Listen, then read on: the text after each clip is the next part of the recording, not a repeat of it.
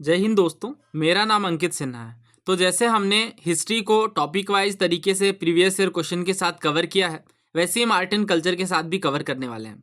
देखिए, ये एक ऐसा टॉपिक है जिसमें काफ़ी ज़्यादा वास्टनेस है। अगर आप कवर करने की कोशिश करेंगे तो आप देखेंगे कि ऑलमोस्ट हिस्ट्री के जितने हैं, और हिस्ट्री तो चलिए फिर भी काफ़ी सारे सवाल रहते हैं, तो एक बड़ा वेटेज हो जाता है। बट आर्ट एंड कल्चर से डायरेक्टली बहुत ज़्यादा सवाल नहीं देखने को मिलते हैं। अगर आप डायरेक्ट बात करो सिर्फ आर्ट और कल्चर की, यानी हिस्ट्री जिसमें बिल्कुल भी ना दिखे, तो वैसे सेग्रीगेट करना काफ़ी मुश्किल रहता है। फिर भी 4-5 सवाल हम कह सकते हैं देखने को मिलते हैं। तो सबसे कम टाइम में सबसे बेस्ट आउटपुट ये रहेगा, हम कवर करेंगे टॉपिक वाइज। इनमें हम सबसे पहले इंडियन आर्किटेक्चर के साथ शुरू करेंगे। तो बात करते हैं इंडियन आर्किटेक्चर की। पहले समझते हैं कि आर्किटेक्चर का मतलब क्या होता है। तो जो स्ट्रक्चर होती हैं, जो बिल्डिंग्स होती हैं, उन्हें डिज़ाइन करने की कला आर्किटेक्चर कहलाती है। तो अगर हम आर्किटेक्चर की बात करेंगे तो इसमें हम क्या पढ़ेंगे? ऑब्वियस सी बातें हैं कि जब हम स्ट्रक्चर्स की बात कर रहे हैं तो स्ट्रक्चर्स के बारे में ही हम पढ़ने वाले हैं। सबसे पहले हम देखते हैं कि जो सिंधु घाटी सभ्यता थी, इंडस वैली सिविलाइजेशन, इनकी आर्किटेक्चर किस वे में हमें देखने को मिली। तो इसमें हमें ये देखने को मिला कि जो टाउन है सिविलाइजेशन की, वो रेक्टेंगुलर पैटर्न पर देखने को मिलती है। तो आपको पता ही होगा, राइट एंगल पर कट करती थी इस तरीके से। उसके बाद ड्रेनेज सिस्टम काफ़ी खास था, जिस पे सवाल भी कई बार पूछा गया। इन्होंने एक बर्न्ट मड ब्रिक्स का यूज़ करा है, जो कि एक स्टैंडर्ड रेशियो में थी, और मोहनजोदाड़ो में ग्रेड बाद देखने को मिले हैं। तो one by one question cover करते हैं। देखिए, ये जो सवाल है ये आपकी हिस्ट्री में भी ऑब्वियसली आप इसे रख सकते हो।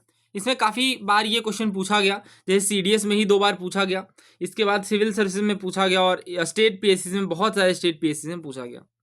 वही पूछ रहे हैं कि किस प्राचीन शहर के बारे में आप कह सकते हो कि वाटर हार्वेस्टिंग और मैनेजमेंट ये सिस्टम देखने को मिला, जिनमें काफ़ी सारे डैम्स वगैरह थे, और ये रिजर्वॉयर को यानी जलाशयों को कनेक्ट करते थे। तो इसका जो सही आंसर है वो ऑब्वियसली ऑप्शन ए है, धोलावीरा।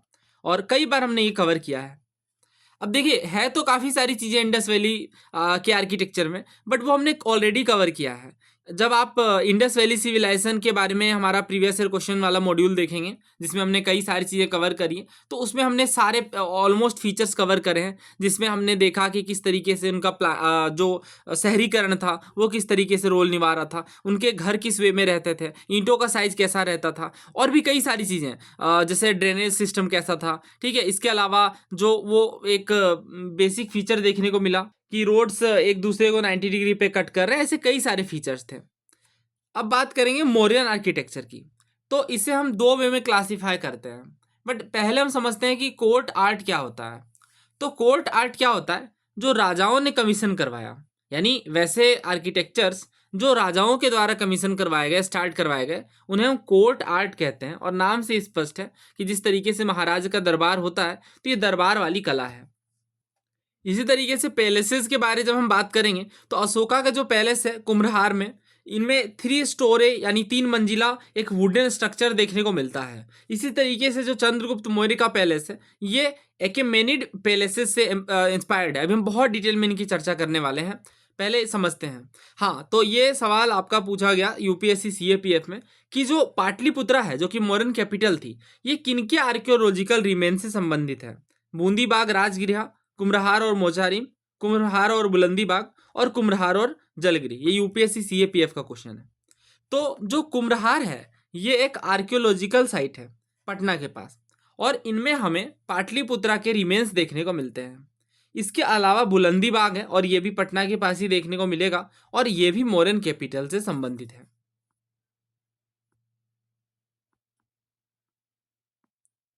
अभी हम इनकी चर्चा करेंगे दोबारा। फिलहाल आप देखिए बुलंदी बाग के विषय में। हाँ, तो बुलंदी बाग पाटलिपुत्रा के आर्कियोलॉजिकल रिमेन से संबंधित है, पटना के पास देखने को मिलेगा, और जो रेलवे स्टेशन है पटना का, उससे नॉर्थ में। और इसमें क्या खास चीज़ें हैं, तो इसे वन बाय वन हम समझते हैं। देखिए, ये सब चीज़ें आपको कुछ नहीं पढ़नी है। मेन जो बात है काम की वो ये है कि मौर्यन डायनेस्टी, जो इसकी कैपिटल देखने को मिली पाटलिपुत्रा में, उनसे एसोसिएटेड है, उनके रिमेन्स देखने को मिले हैं। That's it. अब कवर करते हैं अशोकन पिलर को। तो अशोकन पिलर की जब हम बात करेंगे, तो ये किस लिए बनवाए गए थे? तो जनरली देखने को मिलता है कि जो युद्ध में जीत हासिल करते थे अशोकास, तो फिर इन पिलर्स को इरेक्ट करवाते थे। ये जो पिलर्स हैं, ये चुनार सैंडस्टोन के बने हैं। चुनार सैंडस्टोन का क्या मतलब है? चुनार असल में यूपी के मिर्जापुर डिस्ट्रिक्ट के पास देखने को मिलेगा, और वहीं से ये नाम है। और ये चुनार पत्थर जो है, ये एक तरीके का बलवाई पत्थर है, जिसमें आप खास तौर से देखो तो इसका यूज किया गया अशोकन पिलर में। ठीक है, तो ये ध्यान रखिएगा कि अशोकाज के जो पिलर है वो किस सैंडस्टोन के बने हैं, तो चुनार सैंडस्टोन के। अच्छा, पिलर को आप 4 वे में डिवाइड कर सकते हो। ठीक है, जैसे सबसे पहले अगर आप देखो तो ये तो एनिमल वाला पार्ट है। ठीक है, जो कि कैपिटल फिगर के रूप में देखने को मिलता है। इसके बाद ये एबेकस वाला पार्ट है। इसके बाद कैपिटल होता है। ठीक है, और सबसे एंड में आपको साफ्ट देखने को मिलेगा, ये वाला होता है साफ्ट, और ये कैपिटल। ठीक है, इस तरीके से 4 वे में क्लासिफाइड है। तो जैसा कि हम देख सकते हैं, ये जो साफ्ट है ये एक तरीके का मोनोलिथ है। मोनोलिथ का मतलब क्या होता है, सिंगल पत्थर से बना है। और अभी हम जब कंपेयर करेंगे अशोकाज के पिलर को उस टाइम के जो साम्राज्य के बाकी पिलर्स हैं, खासतौर से एकेमेनिड एम्पायर के साथ, तो हम देखेंगे कि ये वो उनके जो पिलर्स हैं वो मोनोलिथिक नहीं देखने को मिलते हैं, बट अशोकाज पिलर हैं। तो ये बहुत यूनिक बात है अपने आप में कि एक सिंगल पत्थर से इरेक्ट करवाना पूरे के पूरे साफ्ट को। ठीक है, इसके अलावा आप देखो ये कैपिटल, तो ये जो कैपिटल है, बेसिकली कैपिटल का मतलब क्या है, ये साफ्ट के ऊपर देखने को मिल रहा है ना, ये वाला बेस, इसे कैपिटल कह रहे हैं। जनरली ये लोटस या तो लोटस शेप्ड या तो बेल शेप्ड देखने को मिलता है। ठीक, यानी वही बात है, इससे जिस वे में आप देखो। ठीक है, बेल शेप्ड भी कह सकते हैं डेफिनेटली। इसके बाद ये जो बेल शेप्ड के पिलर्स हैं, ये ईरानियन पिलर में आपको कॉमन देखने को मिलेंगे। तो अभी एक वर्ड आपके सामने बार बार आएगा, और वो वर्ड है एकामेनिड। ठीक है, तो ईरानियन एम्पायर को ही एकामेनिड एम्पायर कहते हैं, आपको कंफ्यूज नहीं करना है। ठीक है, तो एकामेनिड एम्पायर की जब हम बात करेंगे और कंपैरिजन करेंगे तो आप देखोगे कि एकामेनिड एम्पायर में भी बेल शेप्ड पिलर देखने को मिल रहे हैं इस वे में। इसके बाद एबेकस की बात करते हैं, तो कैपिटल के टॉप में ये वाला जो पार्ट है, ठीक है, ये वाला पार्ट पूरा ये एबेकस कहलाता है। इसके बाद आता है आपका हमने बेस डिस्कस कर लिया। ठीक है, एबेकस डिस्कस कर लिया, ये एनिमल वाला पार्ट। तो ये जो कैपिटल फिगर है, यानी जो मुख्य आकृति है, इनमें हमें जनरली बुल, लायन, एलिफेंट, ये एनिमल्स देखने को मिलेंगे। तो अगर हम कुछ पिलर की बात करें जिनमें कैपिटल फिगर्स हैं, कैपिटल फिगर का मतलब, कैपिटल फिगर का मतलब ये वाला पार्ट। तो वैसे कौन कौन से पिलर्स हमें देखने को मिल रहे हैं, बसारा बखीरा है, लोरिया नंदनगढ़, ये डायरेक्ट एग्जाम में पूछा गया, लोरिया नंदनगढ़ क्या है, तो पिलर है। ठीक है, ध्यान रखिएगा। इसके अलावा रामपुरवा है, रामपुरवा पिलर बिहार में, संकिसा और सारनाथ है उत्तर प्रदेश में। हाँ जी, तो देखिए ये जो क्वेश्चन है ये यूपीएससी सीडीएस 2013 में पूछा गया है। The highly polished monolithic Ashokan pillars were carved out of single pieces of a buff coloured sandstone usually mined from the quarries of. तो सिंपल सी बात ये कह रहे हैं कि अशोक के जो पिलर हैं वो मोनोलिथिक है, मतलब एक पत्थर से बने हैं। तो ऑब्वियस सी बात है, इतना बड़ा सैंडस्टोन भी होगा जिसे कट किया गया होगा, कार्व्ड आउट किया गया होगा। तो ये किस क्वेरीज से था, क्वेरीज का मतलब जहां से वो पत्थर लाया गया होगा माइनिंग करके। तो ऑब्वियस सी बात है, इसका आंसर क्या है, चुनार। मैंने आपको बताया ना कि ये किसके बने हैं, चुनार सैंडस्टोन के। ठीक है, तो चुनार कहाँ है, मिर्जापुर के पास। अभी मैंने आपको ये बताया भी था कि यूपी में मिर्जापुर के पास आपको चुनार देखने को मिलेगा। तो इसका एक्सप्लेनेशन वही है कि हमें चुनार फोर्ट के पास भी आप देखो तो इसी के पास हमें चुनार सैंडस्टोन देखने को मिलेंगे, और इसके साथ ही ये चीज़ें एसोसिएटेड है। अशोकन पिलर कहाँ कहाँ देखने को मिलते हैं, सांची में, सारनाथ में, लोरिया नंदनगढ़ में और अमरावती में। तो अभी हम देखेंगे आगे कि अशोकाज के पिलर इन सभी जगहों से एसोसिएटेड है, और सांची, सारनाथ, लोरिया नंदनगढ़, अमरावती, ये सभी अपने आप में इंपॉर्टेंट साइट्स हैं। अभी वन बाय वन डिस्कशन करेंगे। अशोक के पिलर के बारे में आपको गलत स्टेटमेंट बताना है, और यह सिविल सर्विसेज का क्वेश्चन है। These are highly polished, these are monolithic, the shaft of the pillar is tapering in shape, these are part of architectural structure. तो देखिए इसका जो सही आंसर है वो ऑप्शन डी है। ऐसा क्यों, तो जो अशोक के पिलर हैं स्टोन वाले, ये हाईली पॉलिश्ड है, इसमें कोई डाउट नहीं है, बहुत ज़्यादा पॉलिश्ड नहीं है। इसके अलावा मोनोलिथिक, ये तो मेन स्पेशलिटी ही है। अगला स्टेटमेंट था कि पिलर का साफ्ट जो है वो टेपरिंग है। टेपरिंग का मतलब आगे चल करके ये थोड़ा नैरोवर हो जाता है एंड में। ठीक है, उसके बाद कह रहे हैं कि ये आर्कियोलॉजिकल स्ट्रक्चर का पार्ट नहीं, आर्कियोलॉजिकल स्ट्रक्चर का पार्ट नहीं है। आर्कियोलॉजी जनरली बिल्डिंग वगैरह से एसोसिएटेड होती हैं। ठीक है, पहली चीज। और दूसरी चीज तो ये कि जब अशोकन पिलर की बात कर रहे हैं तो ये तो एक नॉर्मल पिलर वाली बात, आर्किटेक्चर से आप डायरेक्टली इंक्लूड इसे नहीं कर सकते हैं। तो अशोकन के स्टोन पिलर्स की अगर हम बात करें तो ये धम्मा के लिए स्पेसिफिकली देखने को मिलेंगे, ना कि आर्किटेक्चरल के लिए। और इसके अलावा अशोक के पिलर्स की भी अगर हम बात करें तो हमें अलग अलग जगहों पे देखने को मिलते हैं, और इस पर हमने ऑलरेडी डिस्कशन किया है। अब देखिए मौर्यन आर्ट एंड आर्किटेक्चर को हम दो वे में क्लासिफाई कर सकते हैं। पहला, जैसे कि मैंने बताया, जिसे राजा के द्वारा डायरेक्टली प्रमोट किया गया, जिसे हम कोर्ट आर्ट कहते हैं। और दूसरा, उस समय जो चीज़ें पॉपुलर थी आम जनता में, ठीक है, जिसे हम इंडिविजुअल इनिशिएटिव का नाम दे रहे हैं कि ये राजा के द्वारा नहीं बल्कि उस टाइम की जनता के द्वारा यूज किया जा रहा था। तो कोर्ट आर्ट में क्या होगा, पैलेसेस होंगे, महलें होंगे, पिलर्स होंगे क्योंकि राजा के आदेश से बनेंगे, स्तूपाज हैं डेफिनेटली। बट आप देखो इंडिविजुअल में तो केव्स हैं, पोट्रीज हैं, पोट्रीज तो ठीक है उस टाइम पे आम लोग ही बनाएंगे, स्कल्पचर वगैरह मूर्तियां हैं, ठीक है, ये सारी चीज़ें जो है वो पॉपुलर आर्ट का पार्ट है। समझ करके चलेंगे तो ये चीज़ें बिल्कुल भी याद करने वाली नहीं, ये तो समझ आ रहा है साफ तौर से। खैर अभी समझते हैं कि अशोक के जो पिलर थे उनमें क्या सिमिलैरिटीज थी उस समय की पर्शियन एम्पायर के साथ या पर्शियन पिलर के साथ। तो पर्शियन जैसा कि मैंने बताया इसे ही हम एकेमेनियन कहते हैं। तो सबसे पहली चीज ये देखने को मिलेगी कि दोनों ही जगहों में पॉलिश्ड स्टोन है, यानी जो मोरन एम्पायर है और जो पर्शियन एम्पायर है दोनों ही पिलर्स के अंदर हम देखते हैं कि स्टोन्स जो है वो काफी ज्यादा पॉलिश्ड है। दूसरी चीज तो ये कि जो मोरन एम्पायर के आइडियाज देखने को मिले खास तौर से प्रोक्लेमेशन के रूप में, जिनमें ऑब्वियसली बुद्धा का धम है और कई सारी चीजें हैं, ये भी पर्शियन पिलर्स के ओरिजिन से ही देखने को मिलेंगे। असल में ये चीज एक्मेनियन एम्पायर में ही स्टार्ट हुई जिसमें राजाओं ने अपनी बातें लिखने का प्रयास करा और ये चीज यहाँ पे काफी सारे रूलर्स के द्वारा अडॉप्ट की गई, जिनमें अशोक का नाम सबसे पहले आता है क्योंकि हमें पता है कि अशोक ने काफी सारे एडिक्ट्स बनवाए, पिलर्स बनवाए और जिनमें अपना मैसेज जनता तक पहुंचाया। ठीक है, तो ये ध्यान रखिएगा स्पेसिफिकली, क्योंकि वही बात है ना, फिर वो पूछेंगे कि क्या डायरेक्टली जो है वो इंडियन ओरिजिन का है या सारा कुछ यहीं से स्टार्ट हुआ है, तो वहां पे आपको थोड़ा समझ जाना है।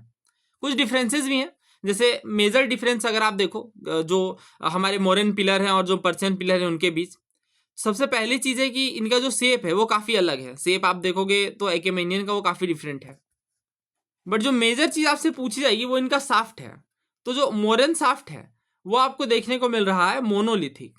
ठीक है, मोनोलिथिक, एक पत्थर से बना हुआ, मोनो का मतलब सिंगल, लिथ का मतलब स्टोन। और अगर आप पर्शियन एम्पायर देखोगे तो ये अलग अलग स्टोन से सेगमेंट, अलग अलग स्टोन के सेगमेंट है और उन्हें जोड़ करके एक अलग से पिलर बनाया गया है। ठीक है, तो ये चीज भी ध्यान रखिएगा। ना दोस्तों बात करते हैं स्तूपाज की। तो जो स्तूपा है ये बरियल माउंड होता है, तो ये ध्यान रखिएगा कि ये बरियल माउंट को सिग्निफाई करता है और अभी हम पढ़ेंगे भी काफी डेप्थ में। अगर आप आर्किटेक्चर की बात करो तो स्तूपाज में अभी हम पढ़ेंगे क्या क्या चीजें होती है, वेदिका क्या होता है, तोरण क्या होता है, मेधी, अंड, हर्मिका, हर सभी चीजों के बारे में पढ़ेंगे वन बाय वन। बट एक बात आप यहां पे गौर करिए, this is prevalent in India from the वैदिक पीरियड। ये वैदिक पीरियड से ही चला आ रहा है, ऐसा नहीं कि क्यों कंप्लीटली बुद्धिस्ट है ओरिजिन में। तो इस पे सवाल भी बना है और ये हर बुक में आपको ऑलमोस्ट कवर्ड मिलेगा। जो हमारी प्यारी बुक है थीम्स वाली न्यू एनसीईआरटी, उसमें भी आपको ये देखने को मिलेगा। अब बात करते हैं स्तूपा के आर्किटेक्चर की। तो स्तूपा में आपको सिलेंड्रिकल ड्रम देखने को मिलता है। एक सेकेंड मैं दिखाऊं इमेज में। हाँ, तो सिलेंड्रिकल ड्रम यानी क्या क्या चीजें इसमें शामिल है, जैसे एक तो आपका ये अंड है, ये वाला पार्ट, ये वाला पार्ट, ठीक है, ये वाला पार्ट। इसके बाद एक हर्मिका है, ये जो ऊपरी हिस्सा है ये हर्मिका कहलाता है। और हर्मिका के भी ऊपर में छतरी देखने को मिलेगी जो कि सेंट्रल पिलर है जो कि अम्ब्रेला को सपोर्ट करता है। Let me zoom in. हाँ, ये आप देखिएगा साफ तौर से, ये हर्मिका है, ठीक है, और ये छतरी है, ये वाला पार्ट, और ये पूरा अंड है। अब आपको ये बिल्कुल अच्छे से प्रिपेयर होना चाहिए रफ में। बहुत आसान है, आप इसे एक बार ड्रॉ करें बिकॉज ये मेंस में आपके काम आएगा। जब भी आपको पूछा भी गया है कई बार सवाल स्तूपा से एसोसिएटेड, तो ये आपको ड्रॉ करना है डेफिनेटली, और आपको नाम ध्यान रखना है। आसान है, मैं याद करवा देता हूँ। देखिए, सबसे पहले आप अंड ड्रॉ करेंगे इस वे में, ठीक है, ऑब्वियसली हेमिस्फेरिकल। उसके बाद ऊपर में आपको ये हर्मिका ड्रॉ करना है रेक्टेंगुलर वे में, ठीक है, और इसके बाद छतरी ड्रॉ करनी है। हो गया ये। अब इस तरीके से आपको दो गेटवेज टाइप के बनाने हैं, ठीक है। पहला वाला जो है वो इसके ये वाला हिस्सा, जिसके अंदर ये वाला हिस्सा, ये प्रदक्षिणा पथ कहलाता है, ठीक है। और इसके बाद ये वाला हिस्सा मेधी कहलाता है, ठीक है, जबकि बाहरी हिस्सा वेदिका है और जो गेट है उसे तोरण कहते हैं, ठीक है। गेटवे को क्या कहते हैं? तोरण कहते हैं। स्तूपा बने किस चीज के हैं? तो ये आप देखो इमेज थोड़ी, हाँ, ये वाली इमेज देखिए, ध्यान से देखिएगा, अब थोड़ा आइडिया लगाइएगा। हाँ, तो इनमें जो कोर है स्तूपा का ये अनबर्न्ड ब्रिक से देखने को मिल रहा है, जबकि जो आउटर सरफेस है ये बर्न्ड ब्रिक से बनाई गई है, जिनमें आप देखो तो एक थिक लेयर ऑफ प्लास्टर भी देखने को मिलती है। और मेधी और तोरण यानी ये और ये वाले हिस्से, इनमें तो हम देखते हैं कि वुडन का भी यूज किया गया, वुड्स का भी यूज किया गया। कुछ फेमस स्तूपाज की बात करें तो सांची स्तूप है मध्य प्रदेश में, और इसके अलावा पिपरवा स्तूप है उत्तर प्रदेश में, ध्यान रखिएगा। और भी कई सारे स्तूपाज हैं कई जगहों में, बट ये मैपिंग में हमने कवर किया है और उम्मीद है आपने मैपिंग वाली लेक्चर देखी है। मैं आपको शेयर कर दे रहा हूँ दोबारा, ठीक है। आप चेक कर लेना। और इसके अलावा स्तूपा एट बैरत राजस्थान, तो इस पर भी हमने काफ़ी बार कवर किया है बैरत के विषय में कि ये ग्रैंड स्तूपा है जिनमें एक सर्कुलर माउंट देखने को मिलता है और इसके चारों ओर पाथ भी है जिसे हम सरकम एम्बुलेटरी पाथ कहते हैं। सरकम का मतलब होता है कि सर्कुलर है और एम्बुलेटरी का मतलब होता है वॉकिंग। ठीक है दोस्तों, पास्ट ईयर में रिवर्स के जो इंपॉर्टेंट साइट्स उसके बगल में देखने को मिले उन पे भी सवाल बना है, तो इसलिए हम कवर करते हुए चलेंगे। सांची स्तूपा की बात करें, जो सबसे फेमस स्तूपा है, जो कि ऑब्वियसली वर्ल्ड हेरिटेज साइट का भी पार्ट है, ये हमें बेतवा नदी के तट पर देखने को मिलेगा भोपाल के रायसेन जिले में। इसके अलावा आप देखो तो 3 और स्तूपाज हैं जो कि सांची में ही एसोसिएटेड है। पहला तो ये है जिसमें स्तूपा 1 में जिसमें रेलिक्स की बात की जाती है बुद्धा के। इसके अलावा जो स्तूपा 2 है इनमें अरहत्स की बात की जाती है। अरहत्स का मतलब जिन्होंने एनलाइटनमेंट को प्राप्त कर लिया है। इसके बाद जो स्तूपा 3 है इनमें सरिपुत्ता और महामोगलन जो कि 2 प्रमुख शिष्य थे बुद्धा के, ये हमने कवर किया बुद्धिज्म वाले लेक्चर में, तो इनके भी रेलिक्स देखने को मिलते हैं स्तूपा 3 में। इसके बाद गार्जियन इमेजेस हैं, उसके बाद साल भंजिका है जिसके बारे में हम चर्चा करेंगे। अभी यूपीएससी के द्वारा क्वेश्चन भी पूछा गया है रिसेंटली, 1 बाय 1 डिस्कस करते हैं। पहले कुछ सवाल कवर करते हैं। तो भरहूत के विषय में पूछ रहे हैं कि भरहूत का जो स्तूपा है ये किसका फाइन एग्जाम्पल है। तो अभी हम ये पढ़ेंगे दोबारा। वैसे आप देखो तो ये जो तमिलनाडु बोर्ड की हिस्ट्री आती है वहां पे साफ तौर से इन्होंने कवर करा है। पुष्यमित्र के बारे में पहले बात कर रहे हैं कि ये ब्राह्मणिज्म के फॉलोवर रहते हैं और इसके बाद ये अश्वमेध सेक्रीफाइसेस भी करवाते हैं। बुद्धिस्ट सोर्सेज बताते हैं कि इन्होंने बुद्धिज्म को सपोर्ट नहीं किया बल्कि प्रोसिक्यूट किया। बट काफ़ी सारे ऐसे भी एविडेंसेस हैं जो बताते हैं पुष्यमित्र ने बुद्धिस्ट आर्ट को पेट्रोनाइज किया, यानी शरण प्रदान की। इन्हीं के टाइम पे हम देखते हैं कि भारहूत और सांची में बुद्धिस्ट मोन्यूमेंट्स बनवाए गए और इम्प्रूव भी करवाए गए। वैसे ये ध्यान रखिएगा, पुष्यमित्र के बाद अग्निमित्र आते हैं जिनसे एसोसिएटेड जो काफ़ी फेमस एपिक है मालविकाग्निमित्र। तो भरूच स्तूपा की अगर हम बात करें तो क्या ये चोला आर्किटेक्चर का पार्ट है, कुषाण है, गुप्ता है या सुंग है? तो अभी हमने पढ़ा ये कि ये सुंग वंश के राजाओं से संबंधित है। ना आगे बढ़ते हैं। 2 कथन आपको दिए गए हैं। पहला ये कहा जा रहा है कि कनिष्का ने स्तूपा बनवाया और विहार बनवाया पेशावर में। अभी काफी सारे सवाल आए हैं स्तूपा के ऊपर, 1 बाय 1 हम कवर कर रहे हैं। दूसरा कथन ये है कि जो स्तूपा के एक्सकेवेशन है और जो पेशावर में विहार देखने को मिले, इनमें बुद्ध की मूर्तियां और कनिष्क की भी मूर्तियां देखने को मिलती हैं, पर इंद्र और ब्रह्मा की मूर्तियां नहीं देखने को मिलती हैं। तो देखिए सेकंड स्टेटमेंट गलत है, पहला बिल्कुल सही है। जो एक्सकेवेशन देखने को मिला पेशावर में, इनमें बुद्ध की, कनिष्क की, इसके अलावा इंद्र और ब्रह्मा जी की भी मूर्तियां देखने को मिली हैं। तो चूंकि दूसरा कथन गलत है और पहला सही है तो आंसर हो जाएगा ऑप्शन सी। ये क्वेश्चन रिसेंटली सिविल सर्विसेज में पूछा गया, तो इसमें आपको 3 स्टेटमेंट दिए गए हैं। The concept of stupa is Buddhist in origin, हमने देखा नहीं ये वैदिक है ओरिजिन में, वैदिक एरा से ही देखने को मिल रहे हैं, तो पहला तो गलत है। Stupa was generally a repository of relics, obvious सी बात है ये रेलिक्स के ही रेपोजिटरी है, हमने ये पढ़ा अभी। और स्तूपा एक वोटिव और कोमेमोरेटिव यानी एक तरीके से यादगार बनाने वाली चीज़ है, इस कारण से स्तूपा का हमें देखने को मिल रहा है। तो हाँ, ये बात भी सही है और आंसर यहाँ पे बनेगा बी, ओनली 2। अब ये क्वेश्चन सिविल सर्विसेज 2021 में आया है और इसमें देखो आप तो इन्होंने केव्स को, स्तूपाज को, इनके विषय, इनके बगल में जो नदियां हैं उनके विषय में पूछा गया है। अजंता केव्स जो है ये वघोरा नदी के गोर्ज पर देखने को मिलेगी। सांची स्तूप चंबल नदी के गोर्ज पर। पांडुलेना केव्स जो है ये नर्मदा नदी के तट पर। और आम्रवती स्तूपा गोदावरी नदी के तट पर। देखिए सारी चीजें गलत है यहाँ पे, पहला बस सही है। अजंता जो है ये वघोरा नदी के तट पर देखने को मिलेगा और सांची तो भी हमने कवर भी किया था, बेतवा नदी के तट पर है। इस तरीके से बाकी चीजें भी गलत है। आगे बढ़ते हैं। तो इनिशियली में जो बुद्धिस्ट की मूर्तियां थी गौतम बुद्ध जी की, इनमें हम देखते हैं कि उन्हें ह्यूमन फॉर्म में दिखाया गया, यानी मानव रूप में।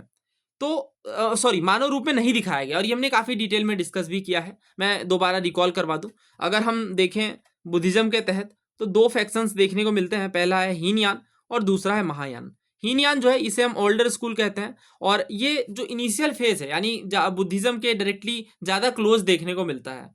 इनमें काफ़ी सारी चीज़ें हैं, जैसे पहली चीज़ तो ये है कि ये जो बुद्धा है उन्हें गॉड के रूप में नहीं देखते हैं, राइट। और अगर आप महायान में देखोगे तो ये गॉड के रूप में देखते हैं और ये बाद में जाकर शुरू होती हैं, जैसे आई थिंक 1st सेंचुरी के आसपास कनिष्क के टाइम पर। ठीक है, तो ये मेजर डिफरेंसेस है और यही बात है कि इनिशियली बुद्धिस्ट स्कल्पचर्स जो है इनमें बुद्धा को ह्यूमन फॉर्म में नहीं दिखाया गया है, बट कुछ सिंबल्स का यूज किया गया है। कुछ सिंबल्स हैं, कुछ निशानियां हैं जिनके मदद से बुद्धा के प्रेजेंस को दिखाया गया है। तो वो कौन कौन सी चीज़ें हैं? ये यूपीएससी के द्वारा एनडीए में पूछा गया 2022 में। एम्प्टी सीट और स्तूपा, व्हील और ट्री, व्हील ट्री और स्तूपा, या एम्प्टी सीट, व्हील ट्री और स्तूपा। तो सारे सवाल ऑलमोस्ट आपको देखने को मिलेंगे थीम्स एनसीईआरटी से, सीडीएस एनडीए में जनरली। तो इसमें यहाँ पे ये बताया जा रहा है कि वर्शिप के सिंबल्स क्या थे, क्या निशान और पहचान देखने को मिली।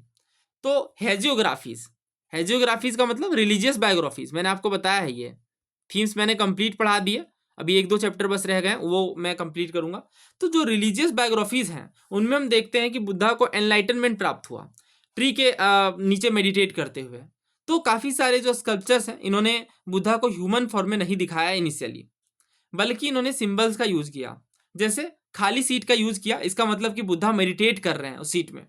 स्तूपा को रिप्रेजेंट किया गया महापरिनिर्वाण के केस में, और महापरिनिर्वाण का मतलब होता है कि जो सांसारिक शरीर है उसे त्याग देना। इसके बाद एक और सिंबल है व्हील का, और इसे भी काफ़ी ज़्यादा यूज किया गया है, जिसे हम धर्म चक्र प्रवर्तन के नाम से जानते हैं। और गौतम बुद्ध ने जो अपना पहला उपदेश दिया, कहाँ पे ध्यान है आपको, सारनाथ में, राइट।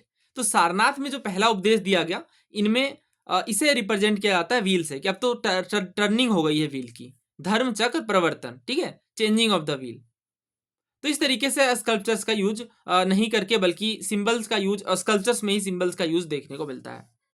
तो ये जो थीम्स एनसीईआरटी का चैप्टर है, थिंकर, बिलीफ एंड बिल्डिंग, जो कि मैंने कंप्लीट कवर करा है, क्योंकि इसका ये सेकंड पार्ट, फर्स्ट पार्ट, ये चीज़ें हमने बहुत डिटेल में कवर करी हैं।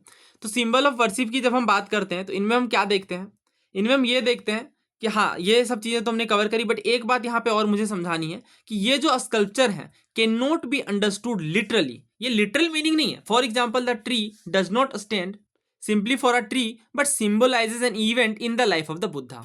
यानी जो पेड़ है, ये पेड़ क्या दिखा रहा है, गौतम बुद्ध के जीवन की एक घटना को दिखा रहा है।